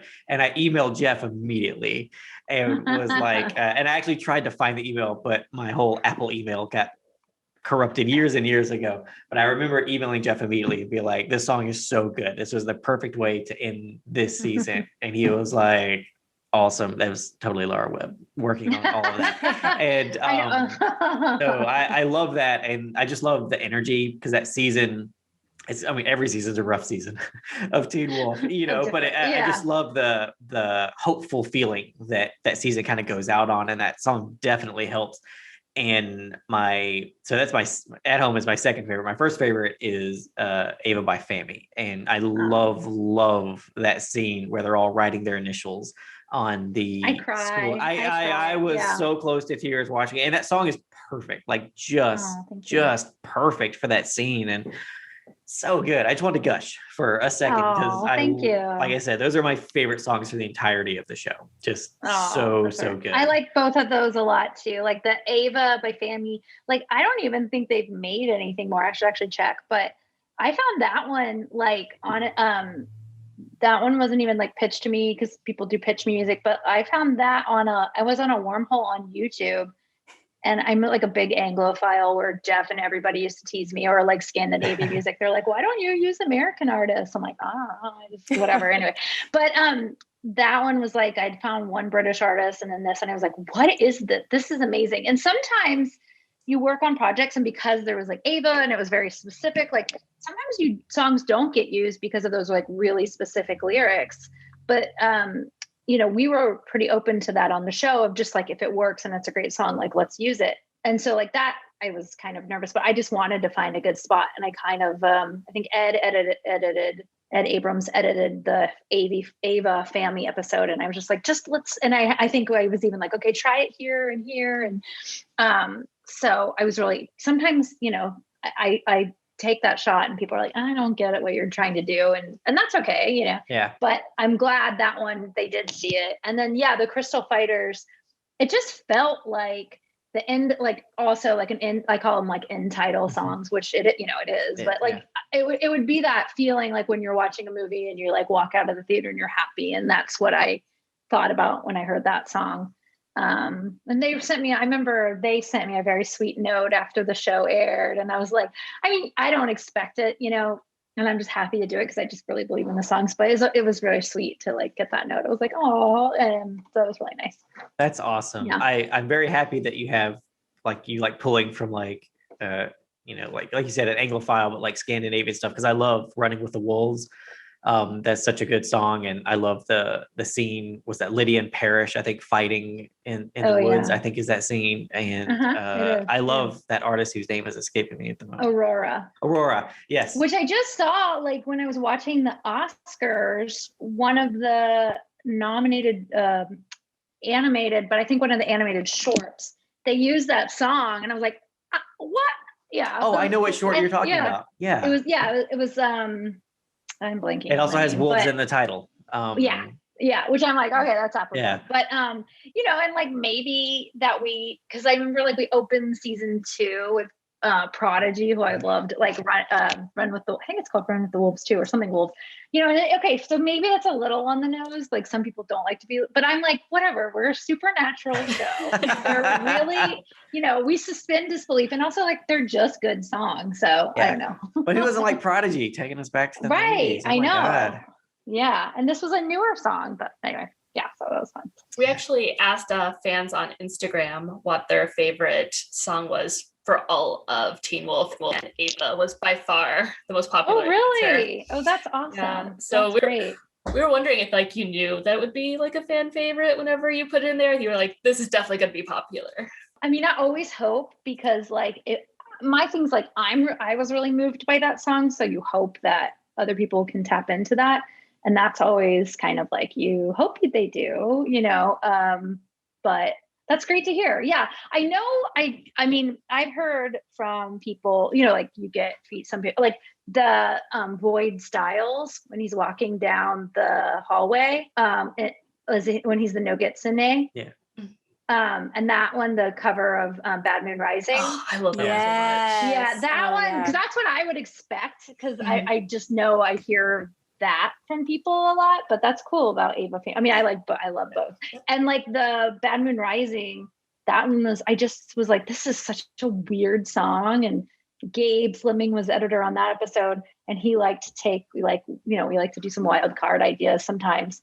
Do you have any memories of a scene that just was really hard to find the right song for, that y'all just kind of struggled with? I mean, I think like we did, like how I said that one for the pilot, some of those songs, because we call it temp love, especially because like people got really attached to those songs. So they're really only trying to hear, like, it needs to fit that song specifically. Right. And you're like, well, you can't find, I mean, you don't want to find anything that sounds too specific like that, because that's copyright infringement. Yes. Or making something, you don't want to do that. But, so that one, season ones of shows can be hard just because you're really trying to find what the sound of the show is. So I think there were several, and everybody was in Atlanta filming, and we were back in LA. We didn't, we hadn't met. I'd met Jeff and Russell like briefly, but I don't even know if they'd remember from the pilot, because we just I kind of came in and I was like with someone from MTV, so I don't, so I didn't totally have a good to know what was their, what their personal taste is, and knowing stuff to so it was just sort of really spaghetti, like throwing spaghetti against the wall, like, let's just try some stuff. Right. Because, we were operating in a vacuum kind of, and we would get feedback like, yeah, I like that, but I'm, filming nights and that kind of thing. So, so we just kept trying, and we would just present a couple ideas and be like, do you like any of these? So I just remember the Scott and Allison was, because it was, it's the start of their relationship and you want it to be awesome. That one was hard. I think probably replacing AC/DC was really hard. And that's how, we came up with using like dubstep and, more aggressive electronica, because you're like, well, what do you do how can you, something that's just like super badass. And yeah, those are kind of the ones that were like the hardest that I remember. And then I don't know, then we kind of I kind of knew the world. So, I mean, I'm sure there were, I just don't remember after that. When you mentioned replacing, a question popped in my head, like when shows go into syndication or they go to streaming or something like that, you can't always use the same songs. Are you involved in finding new songs, or is that like you're done by that point? Yeah, I mean, yes, I was. I did find, we call it rescoring. Okay. When that is this show, it had, for MTV, its budget was okay, but it's not wasn't a big budget by any means. So to clear those songs, it's called all media worldwide perpetuity, right? To get all those rights, songs are more expensive. So if we wanted to use, a way that we did not have to clear the show for worldwide all media perpetuity. We only had to do I think it was for TV and online rights or something.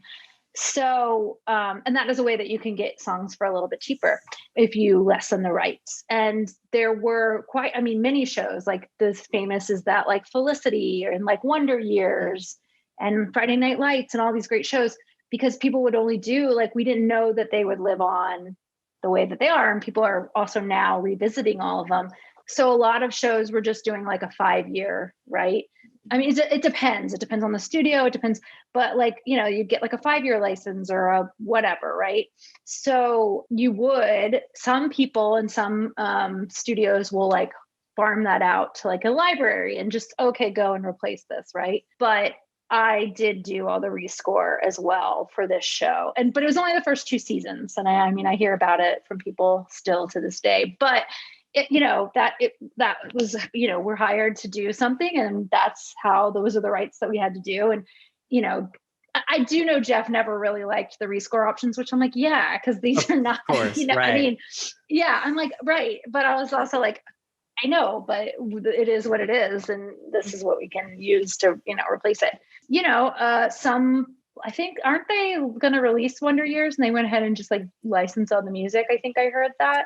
I think it's happening. Sure. Yeah, because that was why people are why is the Wonder Years not out? Because they used all amazing music, from the, what was it, 60s, 70s, yeah, right. So, and all that is just, it costs a lot. So that's really, it's a cost decision really. And that's really why, but I can't help it. Right. It's out of your hands. I did the best I could. Yeah. It's that, or the scene has no music.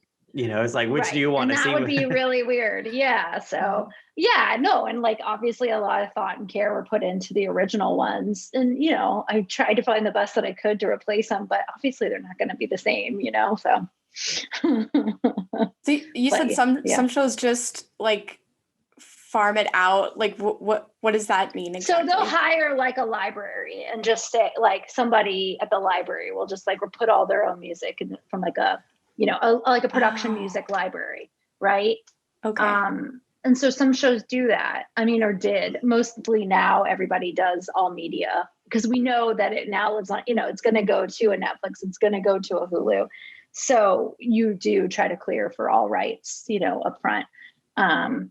But there were people that would just like, okay, let me just go and replace all these and, find from like a canned library. Not that, libraries aren't bad or anything like that. It's just not, you can tell the difference between that and like, an artist driven song. That's all. Yeah. Are there any songs you remember using for the broadcast version of Teen Wolf that you really hated replacing? Like that you really had a hard time letting go all of? Of them, to be honest. I'm sure probably all of them. I'm probably like, oh yeah, because it was the first 2 seasons, and then I was like, oh, let's just. I don't know. I can't remember. I don't know. Yeah, obviously, I would have liked to keep all of them, but we just didn't have the budget didn't support. But I know we could always clear like one song an episode, so I would pick one that I'd be like, well, good, I got to keep that one. So I'd pick the one that was like the most important to me. And I could maybe cover in my budget, hopefully, like to clear it for all media. So you're like prioritize kind of like this one really needs to stay. So I would, whichever ones I felt like, if it was like Mickey Echo's song, like there's no way I'm going to replace that kind of thing. So I'm sure I didn't love that I had to, but part of the job. So yeah, I don't feel too bad. I don't know. I haven't gone back and rewatched the first 2 seasons, but I can live with it. I'm still sleeping at night, So there was really only rescoring for the first 2 seasons? That was it. Yeah. Oh, wow. That's fantastic. That's really cool. Yeah. That's really cool. Because then I was like, I just feel very, particular about them. So I just begged and pleaded to other people, like, can we please keep it for because I think I did hear it from people, very passionate fans that were very upset. So yeah. I remember this was weeks or maybe months ago at this point, because we were talking, Kate, Kalissa, and I were talking about something, and rescore came up, and we were talking about how songs change and all that. And I just remember having a horrible sinking feeling in my stomach because I hadn't gotten through I was just finishing season 1. I hadn't started season 2 yet. And I was like, what if my favorite songs aren't there? And so I jumped ahead to the last scene of season 2 and checked it. And it was there. And then I found the scene with the library scene. I was like, thank God. I was like, okay, that's fine. And then he felt safe. Yeah. I was safe. Yeah, I'm sure I would have I'd pick some I got to like probably keep like 1 or 2 an episode for all media, but I just couldn't for all the songs. Right. So, but then I just negotiated to just clear the rest all media for the rest of the seasons. So that's so cool. Thank God. Yeah. That's really cool. I know. Yeah. But I'm sure the pilot was tough just because we spent so much time picking those, but I was wondering though, if you're ever like listening to music and you're like, oh man, if like that's been released since Teen Wolf came out, if you're ever listening to something and wishing that had come out earlier so you could have used on Teen Wolf, or feel like it would have been perfect for the show? Yeah, there's some that I'm still like, but I'm like, I'll just go use it in a different, hoping. I don't have the same, but or I keep it in my back pocket for like, I'll use it someday, hopefully. And it was great because like right after Teen Wolf, I worked on Siren, which was like supernatural, and like it was a little different. We didn't use as much electronica, but we did use some like ambient kind of ethereal because like the water element and mermaids are like a musical creature.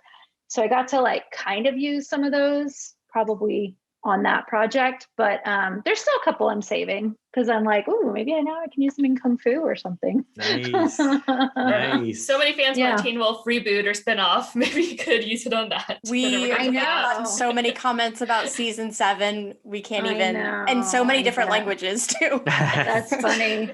I know. I'm down if everybody wants to. Yes, please. So were there any songs that you really wanted to get but weren't able to? I'm sure there were plenty because, the budget was comparatively so small, but were there any that really stuck out to you where you were like, oh, I just really wanted that song? Yeah, it's like season 1, we had, we were on MTV, which didn't do scripted, like we were the first scripted show. And so, but I run into this on other projects too, but because there was nothing for anyone to compare to, because like when you go to request the song and to get the artist's permission and everybody who wrote on it and the label and everybody. So all those people need to sign off. So there were a couple denials actually, but I'm usually pretty good at turning those around because I'm coming from it as like, I'm a passionate fan about your music, which I will explain. And also like, here's the show. And, I had obviously am seeing the show and knowing it's special. And, so sometimes you just need to convince them or just give them a little bit more information. So I turned around quite a few denials, which is great. And sometimes they want to see the scene, and that depends because like it depends how proprietary or if we can even, but you have to get permissions. And obviously I'm not like going and, I have to get all the powers that be ahead. But, there's some scenes that are just so special. So you're like, and then they see it and they're like, oh, great. Or they just want to make sure that you're not like making fun, like using the song in a derogatory manner. Right. There's things that you don't know, like what it's personal to them because they wrote the song about something different and then, all that. So, and they totally have the right to say no. And that's why we go and get the permission. Right. So there was a couple that I did turn around, which I was glad about. There was one band who's not even a band who they weren't even that big to begin with, but they did deny and were like, and then I was like, I actually forgot their name. I was trying when I was like, I don't even remember what their name is anymore, but they're not 30 a band. Seconds to Mars. Yeah, no, it's not. So, yeah, but they denied, but I was also like, yeah, whatever, we'll go find another song. Like, because I was like, all right, whatever. But yeah, so that, people just didn't know what to expect of a show on MTV because it had been like, videos, but then it had been like, all these reality shows too. And, so we had that we ran into, but, it's also like, all right, well, there's so many songs out there that could work too. So I'm happy to say there was nothing that, like actually the Scott and Allison song, we did get that denial because that artist never approved, like barely ever approves anyway. That was originally that was temped in. So, but like everybody loves what's in there now. And like, you guys didn't know that until I just told you, like 10 years later. Right. So yeah, that's okay. Like, I also think that can lead to some of the, like an even better idea. You know what I mean? So yeah, we got pretty lucky. And then once the show aired and that we really had a good track record for breaking bans and people getting, the great thing about, even though I think Teen Wolf actually could be for all ages, even though it is set in high school, but I do think there's like some themes and I think that everybody could actually enjoy it. But I will say about the young adult fare is that it's the most receptive music audiences, and also, but like in terms of like within my job, they're very receptive to music, and that's really fun and feels very rewarding since that's your job, and people are responding to that, and and the artists would tell us like after they got placed how their sales and their social media, like all those would explode. And so I know that's pretty, like I know sometimes critics overlook some of the youth fare, but I think it's like some of the best bands, or I do think they're the best bands. So how did working on a show with no budget like Teen Wolf compare when it comes to making choices as opposed to something like I saw you had some big projects with Netflix? So since Netflix, I would think has all the money in the world. Netflix money, right? Well, actually, those films that you're mentioning, those were an acquisition. So actually our budgets were not huge either. So we had to stretch it on that one too.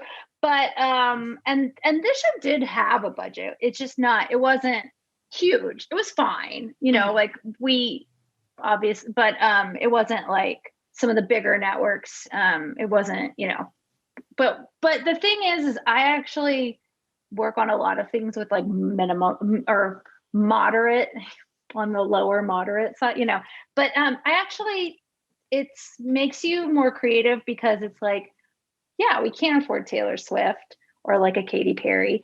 So, which I think is there's so many other talented artists and everyone's going to Katy Perry and, Taylor Swift and Imagine Dragons. Like that's, you turn on any show and those songs, like everyone's going to those. So it actually forces you to be more creative. And I don't actually look at it as too much of a detriment, to be honest, because I got to break all these really great bands.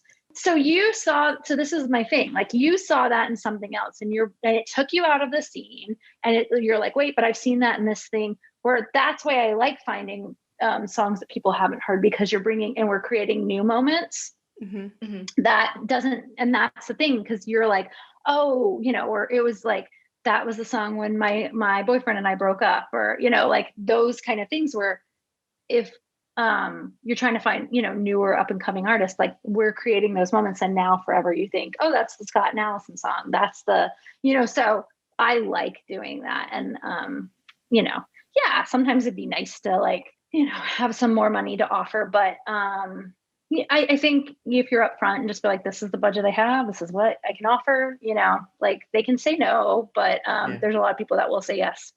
So especially as the show kept going and like people were like, oh, music's used really well here, so. Very cool. So I was wondering that with a network like MTV that was originally, known for music, were they ever trying to encourage you to use any particular song? How involved were they?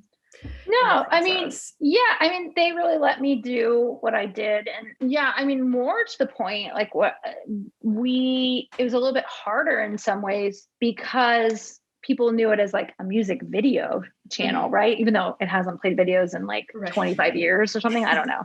Right. Like but people still say that. You're like, that has not been, but we were a scripted show. It was sort of like, what's happening on this channel? People are like, where do I watch Teen Wolf?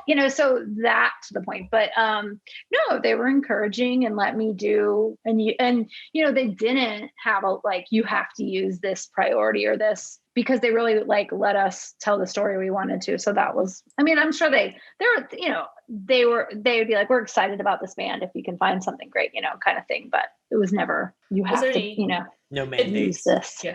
Was there any advantage to doing something on MTV as opposed to something on like Freeform? No, music connections. I don't. I don't. I just I do my job wherever it is. It doesn't. It's not like, I don't know. You're still, you're still trying to figure out and tell the best story with music with your production team. So that's wherever you are, whatever network it's on, kind of thing. So we've talked a little bit about the uses of music that we really liked. We've talked about the uses of music that fans really liked. Do you have a favorite use of music from Teen Wolf? There's a lot that I do like. I guess the one that just feels like really rewarding, and it was sort of like, I remember where I was there are two. When I remember where I was and I just was like, I love the song, I want to find a place for it, was the Bad Moon Rising. So I was just like, what is this? This guy's voice is insane, but I really like it and it's weird. And, and then I went and I was like, let's find a place in the episode. How can we do that?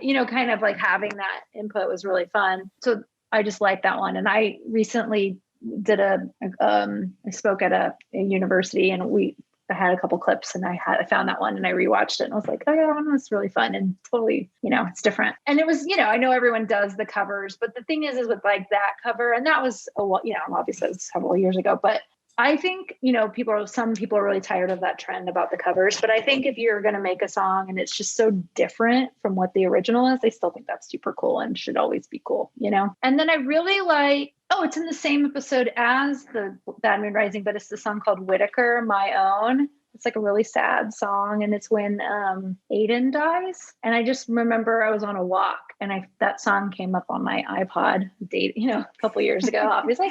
But I was like, oh, it's a really beautiful song. And that was just one of my like needle in the haystack, like just found it somebody sent it, but it wasn't even just like, I think they just were like, here's everything that we're currently pitching, but it wasn't like this one's perfect for team, nothing like that. I just was like, this is just a really beautiful song, and just finding a place for that. Because that one, it was just a really beautiful song. So I don't know, those were great, but I like a lot. I really liked, there were some moments that you're always like, oh, so I always loved finding Stilinski and Style songs. Like I really liked their relationship a lot, they're great. They did great together. They had really great chemistry together.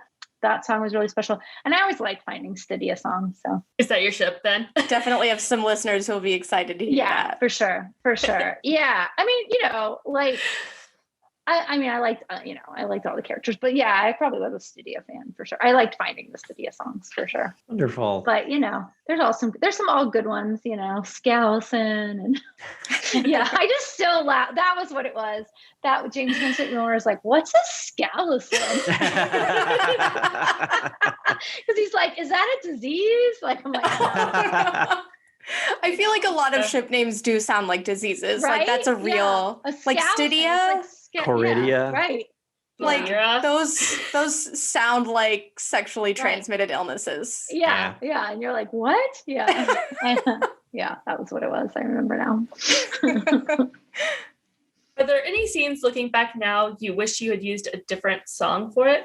No, I don't think so. I mean, I'm sure I had in the moment, but I I feel very proud of what we all put out. And, I can't always say that, but, or there's sometimes you're just like, but no, I think for the most part on that show, I really do. I feel like I stand by all the things that we put out. And so that's, yeah, I don't know. I don't think so. I don't mean, maybe they're, yeah, I walk away from it mostly good. So yeah.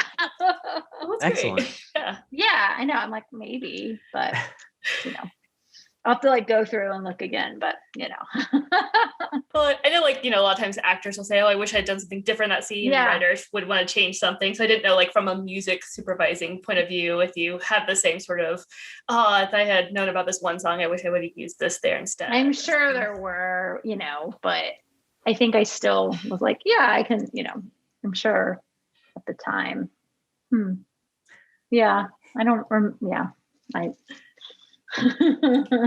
What kind of music do you think the characters of Teen Wolf would listen to in their own lives? And you can pick whichever character or characters that you want to answer about.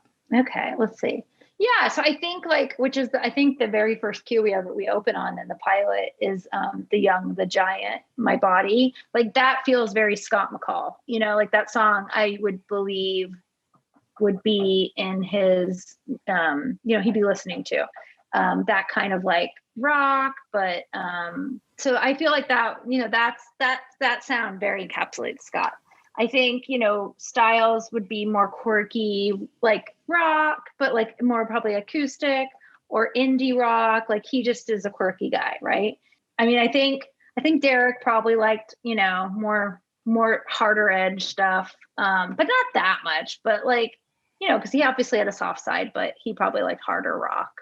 I think with Lydia, I think, early, she was more into pop, and I think she matured, her sound changed and got more mature.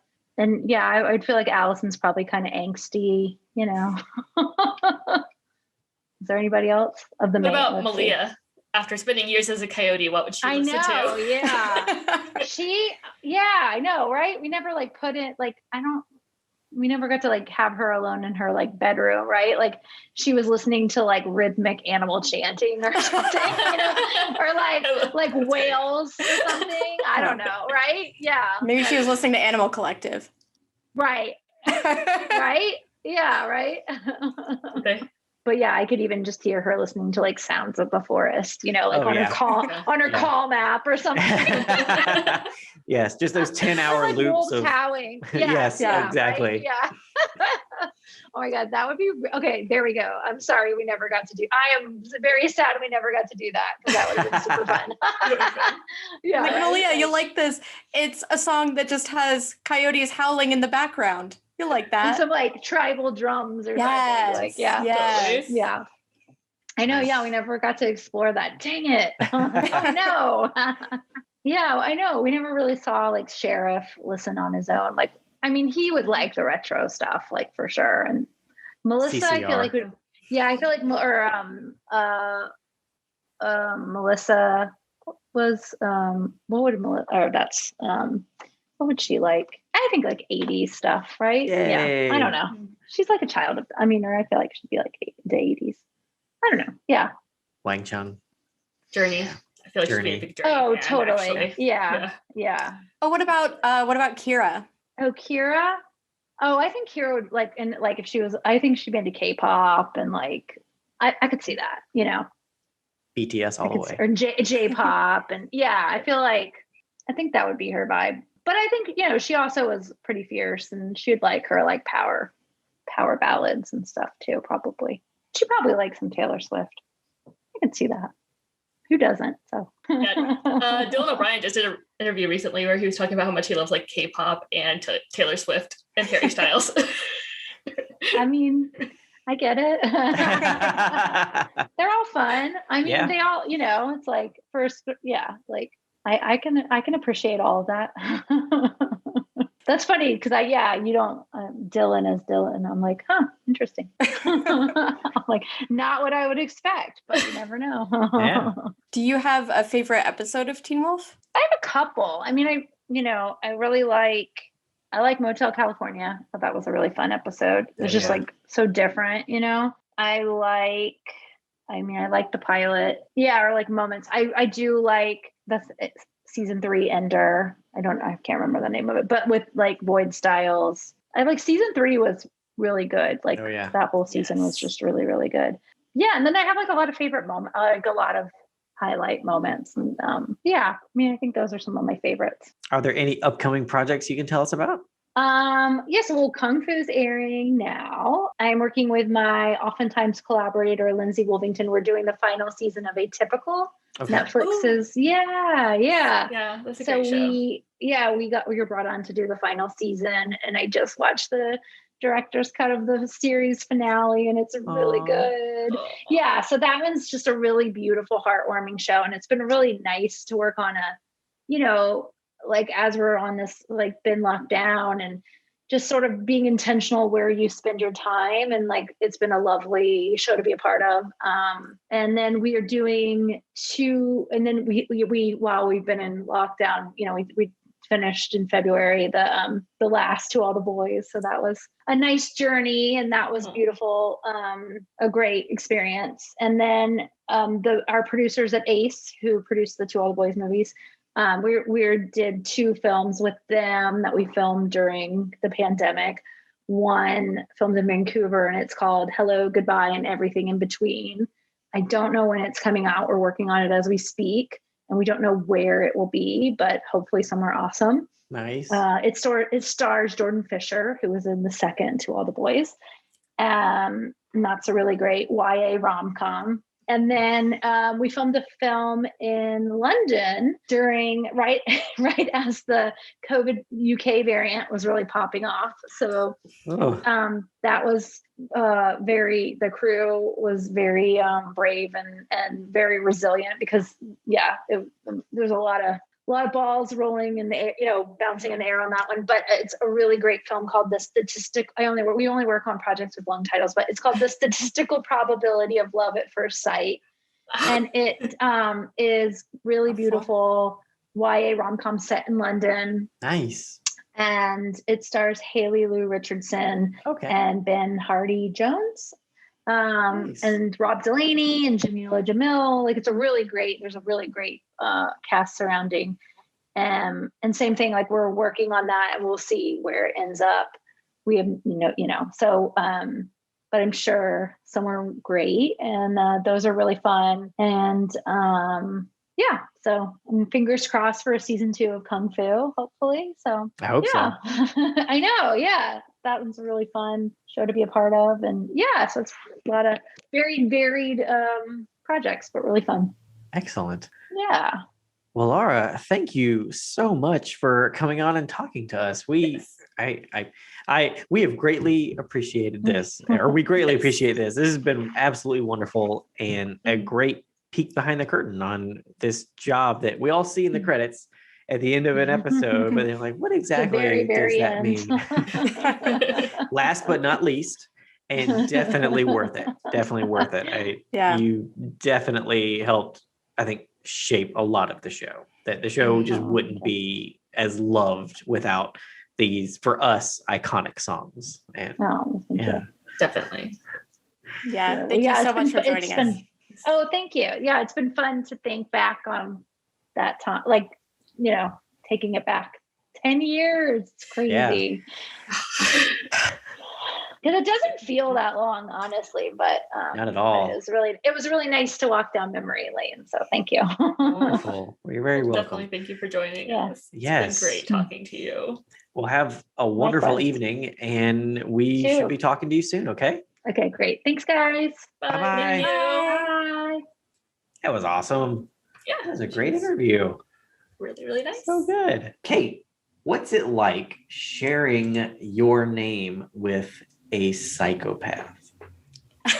Yeah, it kind of sucks because it would have been kind of cool to have the same name as a character who's awesome and not a rapist, but I do find her objectively fascinating. So there's that. Absolutely. She is a very fascinating character. Kate Argent is infinitely watchable and infinitely terrifying, you know, which are two great things. I mean, you want those in a character, you know, you want that to be a character, someone you can't help but watch, but then the whole time you're watching through the fingers of you're watching through your fingers because you're scared to look at the same time. Watching through your little wolfie claws. Aww. I wanted to, because I got Kalissa's name on the show. I was trying to find a way to get your last name. I was trying to work that into this conversation. And I could never. Yeah, I was going to say that drop because that in. Oh. it's, you know, like obviously that wasn't an option for me because, you know. But you did get the perk of being able to hear people say your name on television a lot. And that is definitely a first for me with Will. That's true. There are no other Kalissas I have ever come across on television. I get a lot of Clarissa Explains It All, some Khaleesi's during the height of Game of Thrones. People have stopped that after the Game of Thrones finale aired. Steric. What can you all tell me about Steric? Because I'm still new to all this stuff. Bitch, how long do you have? Will. You've been hearing about this for Okay, for listeners, like this is 6 the years. first part of a 10-part expose series on Steric and why this ship is amazing. I will truly sail that ship till the end of my days. I feel like even if someone is like, I don't ship it or whatever, I feel like it's impossible to say there's not chemistry. And I'm not strictly saying like romantic chemistry. I'm like, these two actors as these characters in scenes together always produces gold. Like Yeah, it's just, they're just great on screen together. you know, and it's just like they bounce off each other perfectly, like all the time. And it's just a great couple, dynamic duo, whatever you want to call them. It's like just a perfect combination of characters. And it just landed immediately. And it's so interesting to think that, because I feel like looking back on the show, like, you know, from 10 years in and the whole series, they're like, oh, well, this was there from the pilot. It's like, it wasn't. It's like this is their first time. This is their first episode where they're like in scenes together by themselves. And then it's just like after this, you're like, can we have more? Wait till next season with Abomination. I know. A lot of good stuff coming. There is kind of an odd couple quality where their scenes are just very dynamic because of how different they are. Yeah.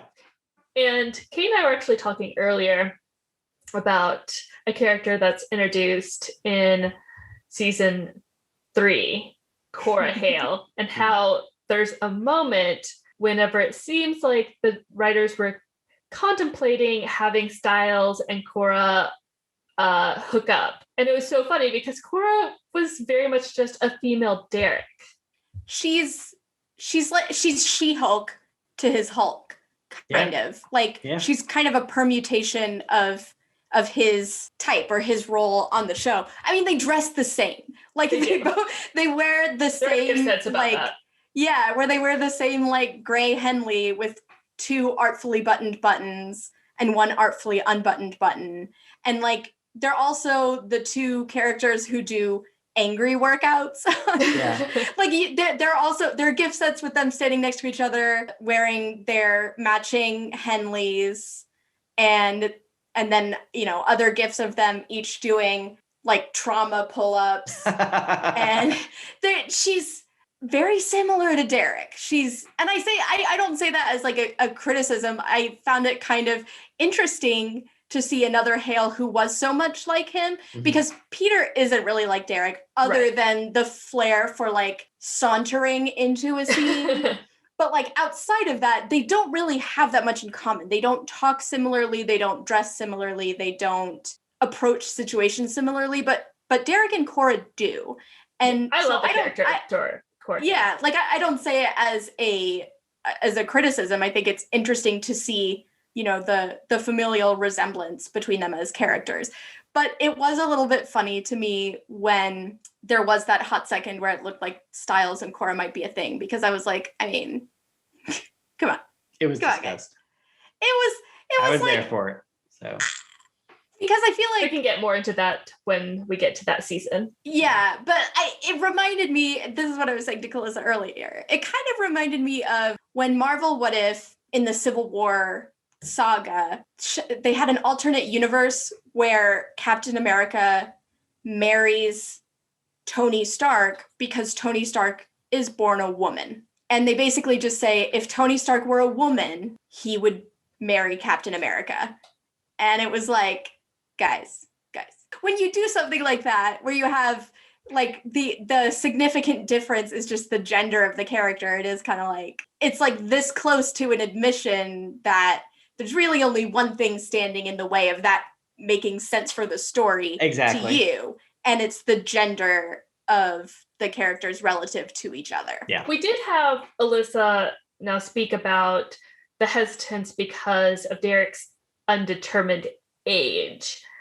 But I know there's a lot of other shows where it's just not an issue. Like Angel. Angel was hundreds of years old compared to Buffy. He was like Buffy. 200 years old dating a 17-year-old and like nobody even cared. Yeah. I feel like the supernatural characters is just kind of different. Like, you know, it's never been an issue with like Twilight, the Vampire Diaries, like all of those shows. They kind of just look past these characters like hundreds of years old. And but then there's also there's also just like regular teen shows like Pretty Little Liars or Veronica Mars or, you know, or Teen Wolf later. Like it's just, I feel like when it comes to straights, people just aren't that worried about it. And I understand from a representational perspective, you know, that there's still, we have a lot more representation than we used to, but it's still scarce enough that I think there's a lot of concern in the queer community about any representation that could be construed as negative,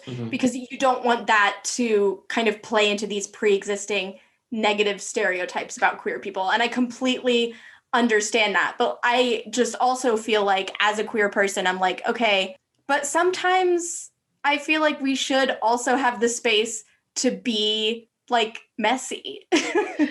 And Kate's actually someone who's very sensitive about age difference in relationships. I mean, you still won't watch Queer as Folk because of the the character being 17 at the time when they meet. Yeah. And it all has to do with how it's handled, because I'm really sensitive to consent issues in stories. I sometimes find consent issues very upsetting. That will become abundantly clear once we get to a certain point in Teen Wolf. Sex magic. I don't necessarily vagina. I don't necessarily want that. I don't want them to have adults sleeping with teenagers. I just think that sometimes the conversation around queer relationships, you do kind of have to put it in perspective relative to straight relationship. Like you can have two characters that are the same age and have it still not feel like they're on equal footing, or have it feel like the maturity level, there's enough of a differential where that creates sort of a dubious consent. Yeah. So it's not necessarily about just the age of the character. It's about the overall portrayal of the relationship and whether it feels like those characters are on an equal footing. Right. I feel like Derek definitely is a character that I could easily see being kind of stuck in a state of arrested development, having had the trauma happen to him at his formative teen years. And Styles is, yet, like, as I said previously, kind of like the best person to bring out his younger side, where he's more on equal footing with Styles. And Styles is a character that also has to grow up quickly because of what's going on around him. Not to mention the trauma that he shared. Well, he also shares the trauma with Derek in that he has lost a family member very close to him at a young age. Absolutely. I think those are really important points. And the other thing, too, is that just because two characters have a romantic relationship doesn't mean they're going to be like constantly boning down immediately. Like, not all relationships are like that, and not all relationships even portrayed in media are like that. Yeah. Like, I would have been totally fine if it was like, okay, they're dating, but like they're not going to do anything until Styles turns 18. I know that everyone is like, there's no way they would do that, but I think that's just some more like veiled sexist opinions on how people of different genders approach sex.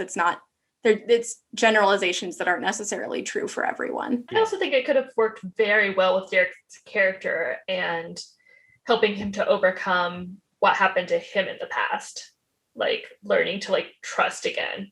Yeah. Right. It would have been, honestly, it would have just been interesting from a story perspective and from a character perspective to deal with some of this stuff head on instead of it more just being like between the lines. It's pretty oblique in places. And you're right. I mean, even if it hadn't been Styles, if it had been a different character, it's like having a real exploration of that character of Derek meeting someone and that person bringing out all of the things that he's been working so hard to repress for so long. Right. You know, I mean, that would have been fun. That would have been a lot of fun just because he's like the most repressed character on the show. Yeah. You know, and for a good reason. I mean, he went through, it's a survival tactic. It's a survival. No, he went through serious trauma, and the outcome of that, the lesson he learned was don't let anyone in and don't feel, because if you do those things, you're either going to get hurt or they're going to leave.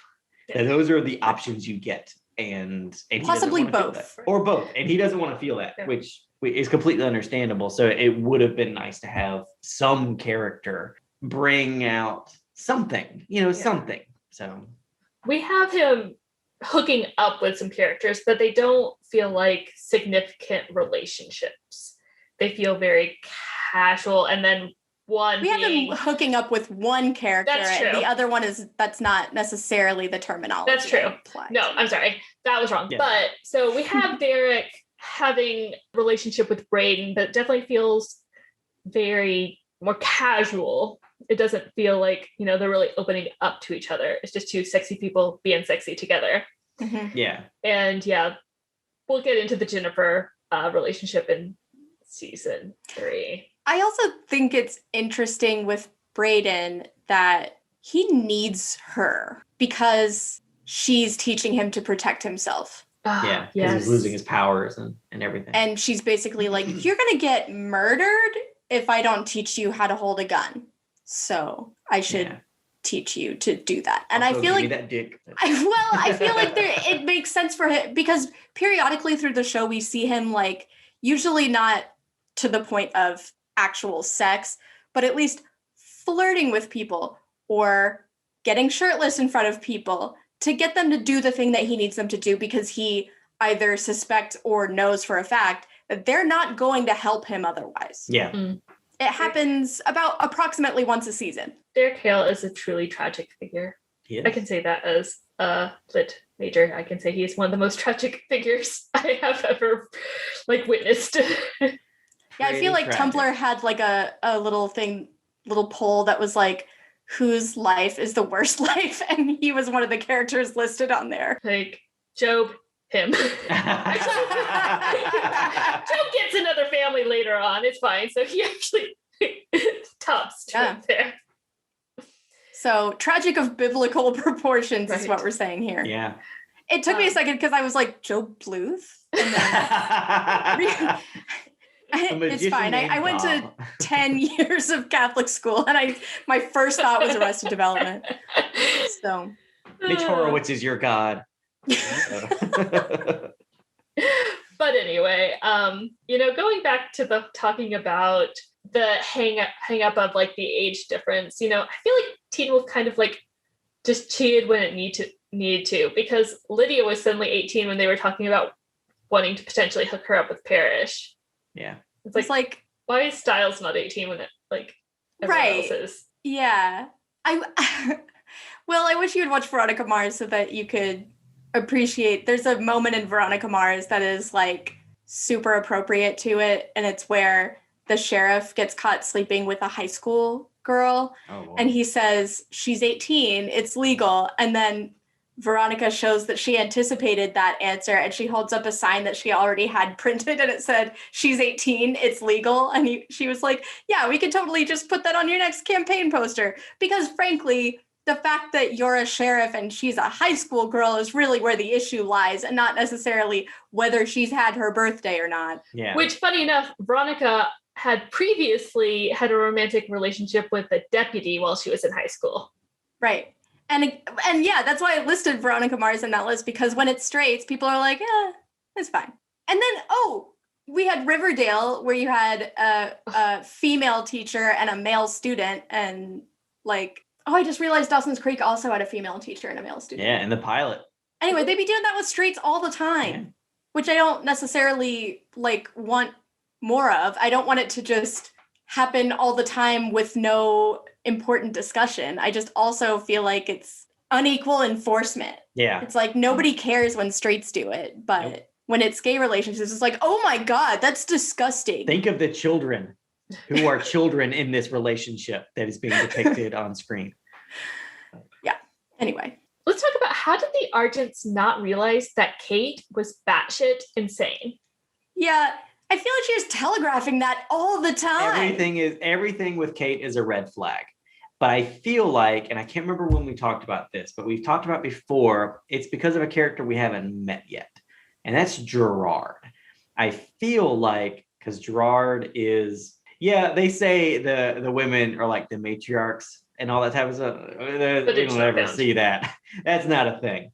But Gerard is clearly the patriarch of the Argent family. And I feel like Kate is the favorite son of Gerard, and Chris is still great, totally great. But I feel like Kate is a little Gerard and so I feel like when she was growing up, Gerard just fawned all over her in his weird, gruff, knife throwing, gun shooting manner and all of that. But because of that, because it was very clear that Kate was the favorite, I didn't really do anything about it. I feel like Chris overlooked a lot of that, because I could kind of see, because once you meet Gerard, I feel like I don't think we ever really went into this really in depth on the show, but I feel like Chris was trying to get Gerard's approval a lot. And so I feel like he did that. And I feel like one of the ways he did that was kind of overlooking Kate, because like we've said, everything Kate does is a red flag. She is always at 11. It feels like more of a willful ignorance. Yeah, and it's a will, like she knows that she's not going to get reprimanded. Like there is no punishment for her, because Papa Argent has her back, because he feels the same way. He's like, whatever it takes to kill monsters, I am down for. And if you have to sleep with a minor to get information on how to destroy that minor's family, more power to you. So, and that's just the way it is. So I feel like that's probably how that's happened, is that nobody wants to get in Gerard's way, and Gerard likes Kate.